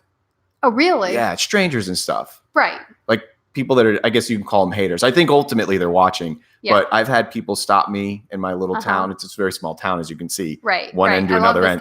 So I've had people that are like, dude, it's not really live, right? You have questions? I'm like, bro, it's straight live. Yeah. I have no idea where it's going. So sometimes with the kid ones, I'm always trying to be a little bit, pragmatic and Right. understanding, like, don't say who it is that's weird at school. Well, I mean, you're right, and you think ahead. You think of the things that you need to do. Like, I mean, there are things now where people don't, when they post pictures of their kids, they're putting an emoji over their face because, Right. you know, I mean, it's like a whole thing. It's tough.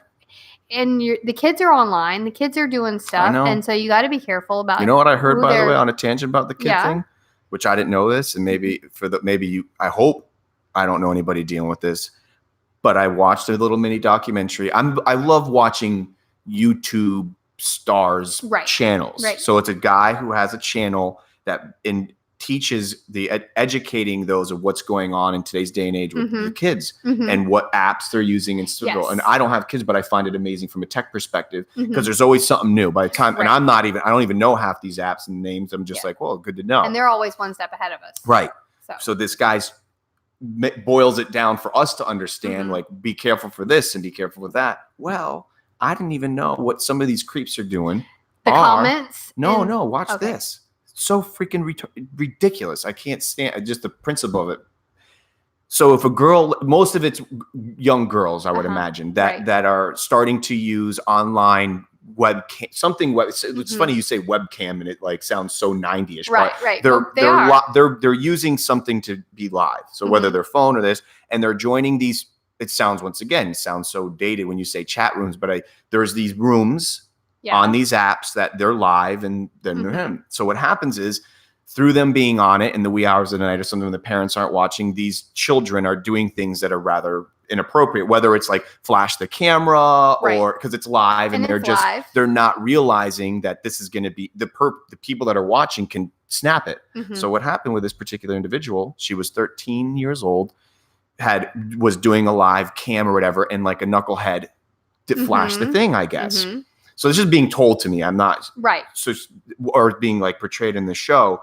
So this girl, this guy, some guy, we don't know what it was, guy or girl, had it snapped and started harassing her with saying, listen, if you don't send me more, because of the means of having her face, like knowing everything, it's so easy. You literally Google someone's name and it's like, here's their Instagram, Facebook, I found the credit card number and address of somebody that was harassing one of my kids. So this guy or person was harassing her, saying, if you give me 3 more photos, then I won't like share this. Well, this 13-year-old is hiding all this from her parents this entire time. And the parents were divorced. So there was this conflict of when she went to one person's house, she was using the internet. Whereas when she was at another person's house, she couldn't. So there was this conflict. Well, she didn't follow this guy's orders or whatever this wacko dude thing is. Wow. And he did. He started making Facebook accounts. She had to change 3 schools. So fast forward a year or 2 of her poor life, 2 years or so go by. This guy is on her like white on rice. It's all crazy. It was all because it's all saved too because he was emailing her. Because it's all digital. He's got it. Scary people are. It's not hard anymore to cloak your identity. I mean, a simple proxy or this or that. You're done. Good. So they can't figure out who they are. And this guy was on her, and she ends up killing herself. She ended up killing herself for one photo too. All it was is he had one photo of her when she was like this for a split second. He had snapped it, whatever you call it, and had it and was using that over and over and over. So this poor girl kills herself because no matter where corner she turned, they literally moved 3 times and they couldn't find her. They end up finding him, by the way. I think he was, believe it or not, he was in the Netherlands, to show you how gross. Good grief. But the scene is there. There is a scene. We all remember it. Chris Hansen, Dateline, NBC, Jazz, like, all that. There's a sick segment of people out there that are doing that. And the sad thing is that the anonymity of it is like, so you can't figure it out. Like you can't find them. So my whole thing is now when people ask me about like what not to do, I don't know. I don't even know what these apps are anymore. Facebook is not even something kids play on anymore. They aren't on there because parents came on there. So they went away. Right. But they're using things now and they're. And YouTube is being proactive, which I'm really happy about. They have disabled comments. If videos have someone younger than 13. Oh, I didn't know that. You can't leave comments on those videos anymore because people were using them as ways to communicate with each other. I see. I think 13, I don't know. I think 13 might be a little bit young. We might need to up that age a little bit. Right. But yeah. Well, we're learning as a society, right? Exactly. The numbers. So like you said earlier, though, I meet kids that are 13 and they're, trying to build the next Uber. I endorse that. Right. And you got to support them, but mom and dad have got to come alongside. And the problem is, you always want to encourage mom and dad. Right. That what they're doing is possible. Of course, truthfully, the kid probably doesn't think it's possible if mom and dad didn't think it was possible anyway. Right. So it's like, it feeds each other. I probably wouldn't be a cool parent if I was a parent in this day and age, because I'm not kidding you. If I had to make pretend I had a kid right now and knowing how gross the internet is, and I'm not trying to knock, like, it's not just a porn thing. Like that's elementary. I'm talking about these sicko people that how to filter them. I don't know. If I had a child, I probably would be a hated father, because your internet would go through me, my VPN. We had I would make sure every stroke, everything, until you're out of my house. And even then I would be a little freaked out. I think that's what we did. We kind of because we have a VPN, but we had everything go through. And then also they were forbidden to give out their real name. Right. Obviously they always used fake ages, when they're signing in and that sort of thing. We didn't like voice talking at first. We thought that chatting by text was safer, but over time we actually came to realize it was the other way, because when they're talking to someone, they can tell if it's a child's voice, if it's a child versus an adult. So actually voice seems, especially if it's done in such a way that everyone in the room can hear it, at least now you can hear. Right. Because mom and dad can judge a little bit better if this is a child or a voice masker. But yeah, you do have to be careful. They were when I was not cool was because my kids were playing together on a game, and so one of them commented about the other one. Like, they were supposed to be playing as if they didn't know each other, and one commented that, and I can't remember which way it went, but it was I was like, no, we do not know each other when we're on there. Like, so that was my one time that wasn't cool. But I'm probably too cool, because my son actually came out the other day and said, thanks for being so cool, mom. So I might be too cool, but I do tend to be like, set the rules in place, let them understand how dangerous it is, because it's dangerous for adults too. But at the same time, I have met people I've met on the internet. I think my cousin and her husband met each other through the internet. The internet is a very fantastic tool, but you have to be safe about how you use it. Yeah.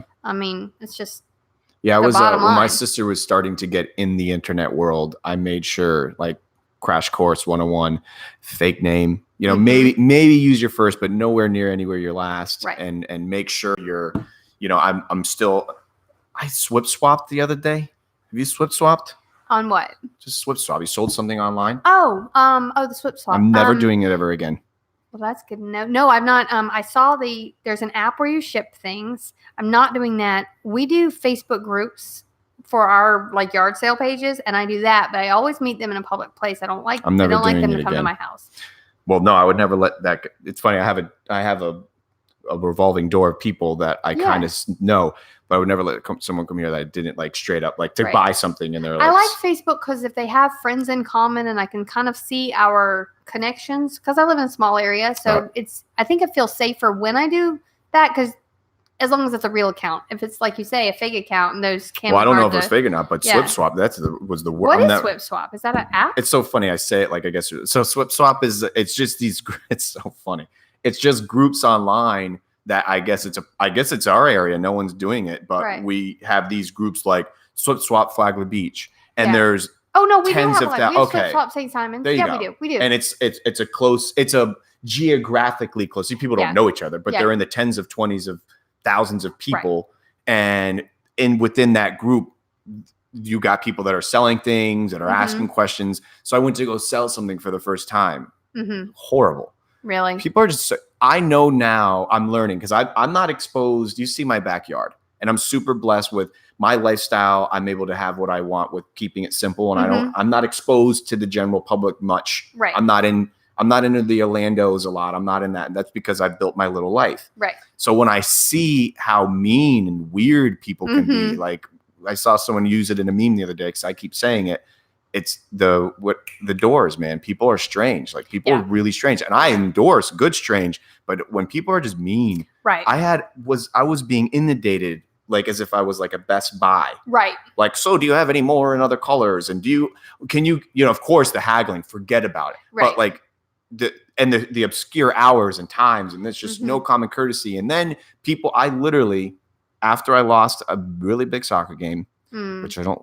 Yeah. I have no idea. That's tough. I made it a point to go meet this Giacomo who had wasted so much the back and forth online about this stupid thing I was selling. And you're like, I am not making enough for this agitation. Yeah, literally. Whatever my hourly was, if I had one, Salvation Army gets I all my lost stuff. money. Because what I was selling was not worth the X amount of days of So, but I wanted someone local because a lot of the other people, you ever get I'll give you 3, I'll give you more if you send it. And like, okay, right. here we I'm go. not doing that because then you might send it to Nigeria and I got to do. No. So anyways, long story short, my dears, darling, I go to this parking lot with my wife because I'm out of the game. I'm dead. I just got done playing. I'm mad. Right. And he doesn't show. And me like a dummy, I wait like 30, 45 minutes after being, because I was early. Right. Because usually there's photos and stuff. I'm always early. And no, so this guy doesn't even, and not only that, he doesn't even pick up the phone afterwards and say anything and this and that. And he had read on his texts as like a little, it's like, bro, I see you reading them. Just are you coming or not? And I'm sitting in this parking lot. But my point is, that's why this world is spiraling out of control with angry people. It's like, if you treat it, so I did tell my wife, benefit of the doubt, I hope he's okay. Right. That's how I think. So that's what my mom said first when somebody didn't show up for me, because I was doing something for, it was like we were working on this, getting something to this person. Right. And they didn't show up. And that was what first thing my mom said. And I'm just thinking, no, these people just don't show up. Right. People just don't show up. And that's why I stopped doing this. But we have to, because right now we're decluttering an entire house, taking it down to You have any toys? We don't have any toys. It's so we're getting a house that's ready for rental as a vacation unit. So it still needs stuff, but it's got to have less stuff. So there's too much to so trying to just get a little money, but I'm all for like Salvation Army and like it's like let somebody else use it, but I don't need to be the one selling it. It's a pain. So just let it go. But yeah, it's an amazing situation. But we have a buy nothing group in ours, which buy nothing is it's also one of those, like, you have to prove that you live within a certain number of miles of the organization, whatever. And so the idea is that you post things that you have for free. So, or you post things if you need something. So the idea behind it is to get to know your neighbors, which is why it has to be within a certain geographic, like, you guys are just all helping each other out with exactly. It's kind of like the I got extra sugar. Box of diapers. Just okay. Someone says, cool. My mom's visiting me and she can't bring her wheelchair. Does anyone have a wheelchair I could borrow? I like it. So it's a way to get to know. And I think that way is neat because it is getting to know your neighbors without this bartering thing going on. But they say you don't have to take the first, like if you say you have something, you don't have to give it to the first person that says that they want it. Right. Like you're supposed to make a decision. And I'm like, no, the first person to speak is the one I'm not choosing between who has the better reason. No, you were first. You get it. You get it. I'm not choosing. Yeah, we have. I don't know Swip Swap. Maybe it's a Florida thing. I don't know. It's like there is a Swip. There is a Swip. I knew it sounded familiar. There's a Swip Swap St. Simon. So maybe it's one of those that people keep adding a city to. It works though. I mean, I know a lot of people. 20 yard sale pages. Do you? We do. Wow. You have to enter it in so many because we have this one. Then we have the St. Simon's yard sale without a fascist administrator, which I find hilarious. It literally says that because the first one, Grumpy Pants. Yeah. So and then there was another one. So obviously they got banned or something happened or something. And then there's another one. It's like the where we're kind to everyone. I'm like, well, okay. So obviously you had a bad experience on another one. So you're. Some people make a new group that. The internet can be, everyone's cool on the internet. You know that. So everyone. Sometimes people abuse their cool and they're mean and they're condescending and I don't. Yeah. That whole. It's like as long as you remember that there's another person on the other side of that keyboard who is listening to what you're saying, and you can either feed life into them or you can break them. Sometimes I don't think people realize that whatever you type and scribe is forever. It is forever. And that's why I don't ever get mad even at the SeaWorld world and be like, stop. Because I'm like, someone's going to screenshot it and it's going to be on my tombstone. Yeah. And you know the saying, sticks and stones may break my bones. Never heard of it. It's a lie. Oh, whoa. Hit me. You don't know that? You do know this. No, I know. Of course I've heard. I was going to say, kidding. what? Wait a minute. Sticks and stones may break my bones, but words can never hurt me. That is a lie. It's true. That words will cut you worse than you can heal from sticks and stones. I agree with you. I do agree with that statement. I'd rather get hit with a rock. I would too. Than be told. Say something I can never forget that you said.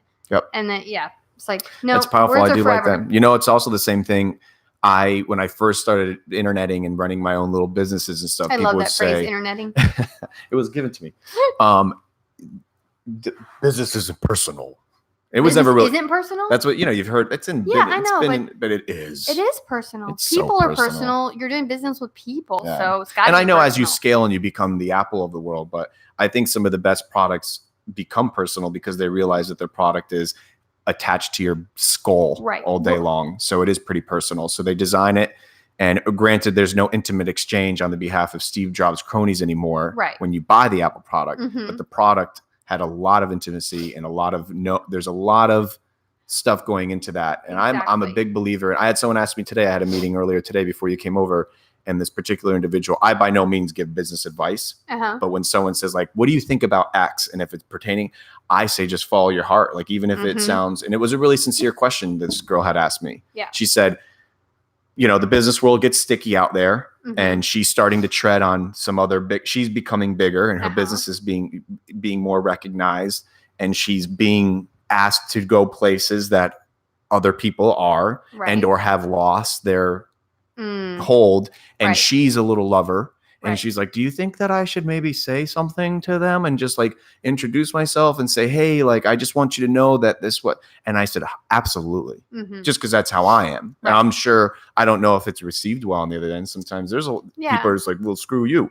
But I'm all about like, what you see is what you get. Right. And it's funny though, after as long as I've been doing this, some of the biggest like haters have all come back. I have this one guy, I'm not kidding you, every fiscal year at a particular time of the year calls me and offers me a job or a position with some other company for a dollar amount.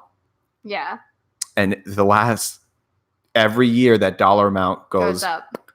And he or she will be like, are you interested? And sometimes I feel like I've been gifted with, even though I can be quick with my mind and slow with my tongue, not always. Like I said, I would be foolish not to entertain the idea. So please send me over more details. Well, there's no details ever sent over. Right. But it's interesting because I feel like he's doing it to see, is this dollar amount more or less than what you're making now? Right. They're trying to figure out where you are.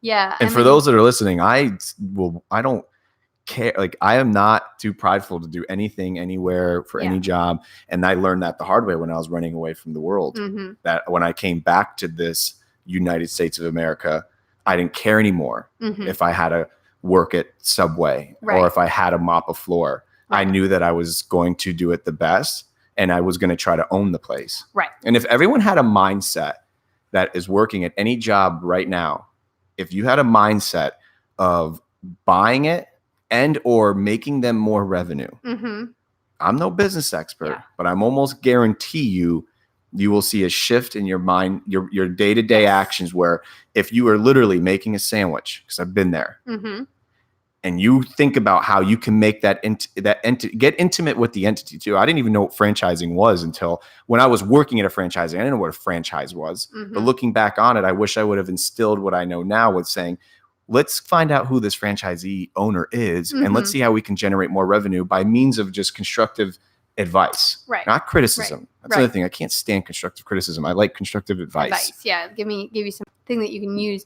But something Wayne Dyer talks about is that you have to be able to make the company more money. You become more valuable to the company, and that's how you become. Bingo. That's how you make more money. There's a guy though. Mind Valley. They're located in, I believe, Malaysia. They have, I think, 131 different countries represented in their employees. Wow. And one of the things that you do when you join this company, and their entire mission, by the way, is to help other people learn something. So you can go onto their thing and do what they call a quest. and it's with other people because it's timed, and so everybody's doing it at the same time. So you might be learning another language, or you might be doing, learning Pilates or whatever. You're doing something. It's a quest. Because he also believes that we need to play as adults. Got to play. But one of the things that when you are hired, you write down a dream on a piece of paper, and then they put your dream on the wall, the dream wall. Mm-hmm. And so that other people can identify people that are going in a similar direction than they are. So like there was a group of like 4 of them that all wanted to go up Mount Everest.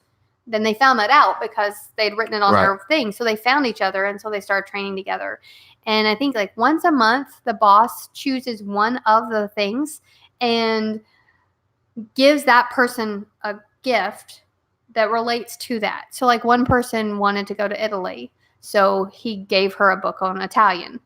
So it's like to encourage their dreams. And I said, what if more businesses did that? What if businesses, especially where people tend to get downtrodden and forget that there's life after, what if when you hired at McDonald's, they put your dream on the wall, I mean, how wonderful would that be to just kind of like, we're all striving. Well, there's a flip side to that too, because I don't know, I'm not politically tapped into knowing the right names and sounding fancy, but I am not a believer in places, and I'm not saying that you're saying you were, but when people start to feel entitled, there's these movements of like raise minimum wage for this. Yeah, no, not that. The idea that you are working towards something, not that this is. I agree with the dream thing. This is on my path. This is part of my path, but this is not where I'm staying. Like you say, to own the franchise, to move forward, because we all are on a path and we all start somewhere. Right. I mean, my son just had his first job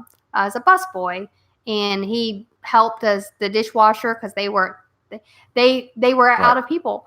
So he jumped in and washed dishes to try and he did it to help his servers. Yep. His servers needed dishes. He needed to wash them to make so he was just focused on being the best he could possibly be. Yeah. His goal is to be a bartender. His goal is to own a bar. Awesome. But there's goals. There's not like I'm a busboy and I'm going to stay a busboy. Busboy is a great place to start, but you don't necessarily stay there.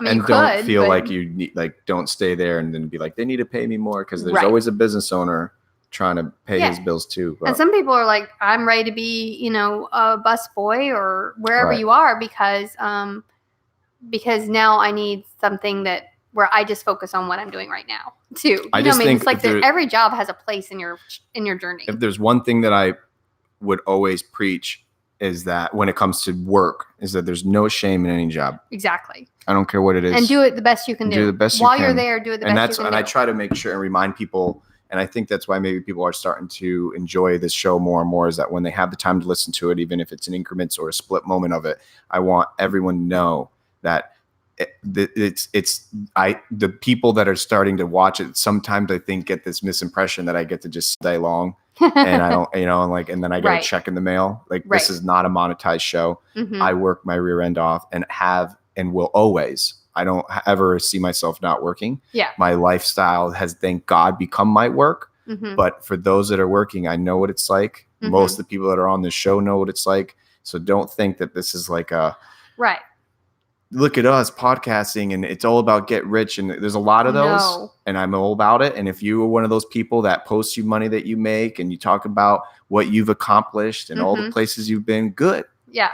But it's not like that for 99% of the general public. Right. And I think if today's show helped anybody, that's all I could care about. And to remind you that we're all bleeding the same color and we're all in this together. And it's you're very special to me, by the way. Like, I know I've told you that, but when you reached out to want to do the show, B, to make the effort that you did, means the world to me. And I wish this has been amazing. Yeah. And I think that you and I are in the same place, that it's like, as long as you want to serve other people, and like you were saying about any job, as long as you keep your focus on the people that you're serving, you win. You win. You win the day. I mean, if you serve other people, you win. I was already starting to get like butterflies about what I would say if I had to do, because I do some speaking once in a while, but they're never to like a mass. Right. They're a cool, comfy group. Even that does carry a little bit of butterflies. But I already had started to think like what I would say to some of these kids if I had to talk to these kids. And I started to think about this, and it applies to all of us. So the other day I was praying, and I thought I would ask something that was rather rhetorical to this group of kids or one. And I would say, who in this room wants to be a millionaire? Right. And I would think almost everybody. And of course, the probably me is the prick kid. I probably wouldn't, you know, because I'm not going to. But there's going to be most of the general public, if you're real and vulnerable, are going to go as a room, and everyone's going to raise their hand. So then I thought, okay, so what would be my next question? Then I would say, okay, now close your eyes. And then if hopefully most of the room would, and then I would say, now make pretend you have the $1 million. And then they would make pretend, and I would say, open your eyes, and they would open their eyes. And we're getting to a point of, I would say, there's no difference. Did you notice that with your eyes closed, with the $1 million, is going to be the same? Whoever you are with those eyes closed with the $1 million bucks, to be the same thing. You have nothing. You. And I'm not trying to sound morbid or mundane, but my point would be, if I'm only saying what I wish someone would have said to me, because at that age I was pursuing money. But it's so funny as you start to accomplish it, and you get 10 more bucks, and that 10 turns into 20. And if you say, nothing really changes if it's empty here. Right. That's true. And I want everyone to know that I didn't always get to have what I have now, the time and the liberty. But one thing I wish I would have had before all that is peace. Yes. I never had peace. Yeah. If I could have gone back, if there was one thing I could go back, and I've had this asked, do you have any regrets, or what would you change differently? I literally wish I could go back and be at peace, and to know that everything has some kind of crazy method, and what you do with a little bit, you're going to do with a lot. And I couldn't have handled 15, 20, 30, 40, 50 clients when I was 20 nothing. Right. And I still can't handle now 1,000, 2,000, 3,000. Right. But it's a building process. But I thought that was really special for me when I learned, like, if I had to say that to a kid, but it does apply to adults. But I think adults are starting to become more aware, especially with the internet, and as you become more educated, the money is so stupid. They actually say that, I think it's at like, it's a low number, considerably, not low to me, but like 70,000, I think, is where they say that the money doesn't matter anymore. It's, there's this rhythm that shelter and all that's taken care of. More money is just more money. And it lets you do more good. Do you remember Notorious B.I.G., the rapper? Yes. Yeah. More money, more problems. That's right. That's right. And like there's another podcast, can't remember the name of it, but he talks about that. He wants people to make money so they can do more good in the world. Like people with money doing good is the way that you got to look at it. If you just make the money and just hold on to it, that doesn't help anything. So. But it's meant to be spent. It's meant to be enjoyed. Exactly. Also, like I said, no matter where you are in life, people that have listened today, just love it.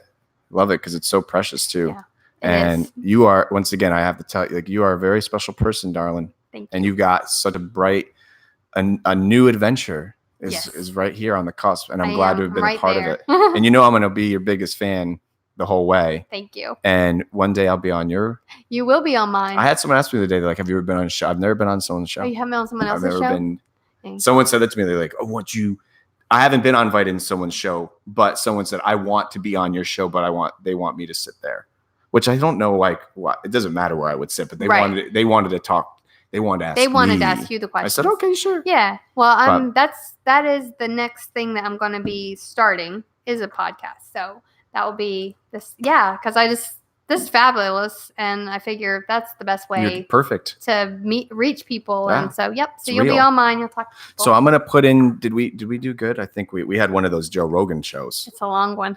I enjoyed it. I enjoyed it very much. Did we not do, there's anything you wanted to, so you don't have anything really businessy. I mean, like if you want. The only businessy thing is if you were intrigued by homeschooling and that was something you're like, oh, I've been thinking I'd like to do. I have created a free webinar that is how to homeschool your teens. Because the one thing that I realized that since we homeschooled from the beginning, we had time to grow and change. And almost every homeschooling family I've ever met they've modified their way as they've gone. And when you start right away with teenagers, you kind of short circuit that. You don't actually have that time to to grow into that. So I kind of created this training to help people realize what it is to kind of step into it as a teenager, what a teenager needs. And this is the website that I saw. It is. It's theunschoolsolution.com. I love it. And if you go /freedom, that's and now correct me if I'm wrong, but I usually ask people this because it goes without asking. But if somebody did wanted to talk to you about having a child that is dealing with something very similar to what you went through, are you open to having? Oh yeah, absolutely. Awesome. All they have to do is message me. My Instagram, I think it's connected, but I'm Dawn Forbes on Instagram. I'm just Dawn Forbes on Facebook. And that's probably the only two places. Oh, I'm Dawn Forbes on YouTube too. So which happens. You can certainly reach me somewhere. I have a lot of people, depending on whatever that criteria, like whatever some of those things that resonated with people, they'll reach out to me, strangers, and they'll say, hey, can you get me contact information for them? Even though I usually list it, but can you get me contact information for X because I'm dealing with the same thing? And that's where, to me, that doesn't pay my bills, but sure does make me sleep good at night. Yeah, direct message me on Instagram is great. I mean, that's the best way to get me because they hide messages on Facebook if you're not already friends. So weird. And I can't find them. But I'll make sure. I just want to know because it's usually been happening. Almost everybody I have on, amongst all the things we cover, when there's that one topic that once again like really touches them, they'll say, "Hey, can you get me in touch with them?" And I would love 100%. That. That's my new adventure is helping helping people who are walking where I've already walked. Yeah. And just if I can make that easier for somebody, man, I would love that. It's a good feeling, isn't it? Yes. Well, I don't want to say it liberally, but I do love you. I love you guys. I think that you're a very special person. Thank you. What a story will last forever. We have a wonderful story. My Uber from 2 years ago on New Year's Eve is at my kitchen table. And we've become besties. That's fantastic. And who knows where next? Maybe we're coming to you come to Hawaii. You come visit me in Hawaii. It'll be amazing. I'm so excited. Well, we did it. Yes. Yeah. Yeah, that was that's a Joe Rogan one right there. How long did we go for? Oh, she answered us 2018. What? Oh, when she said New Year's 2018.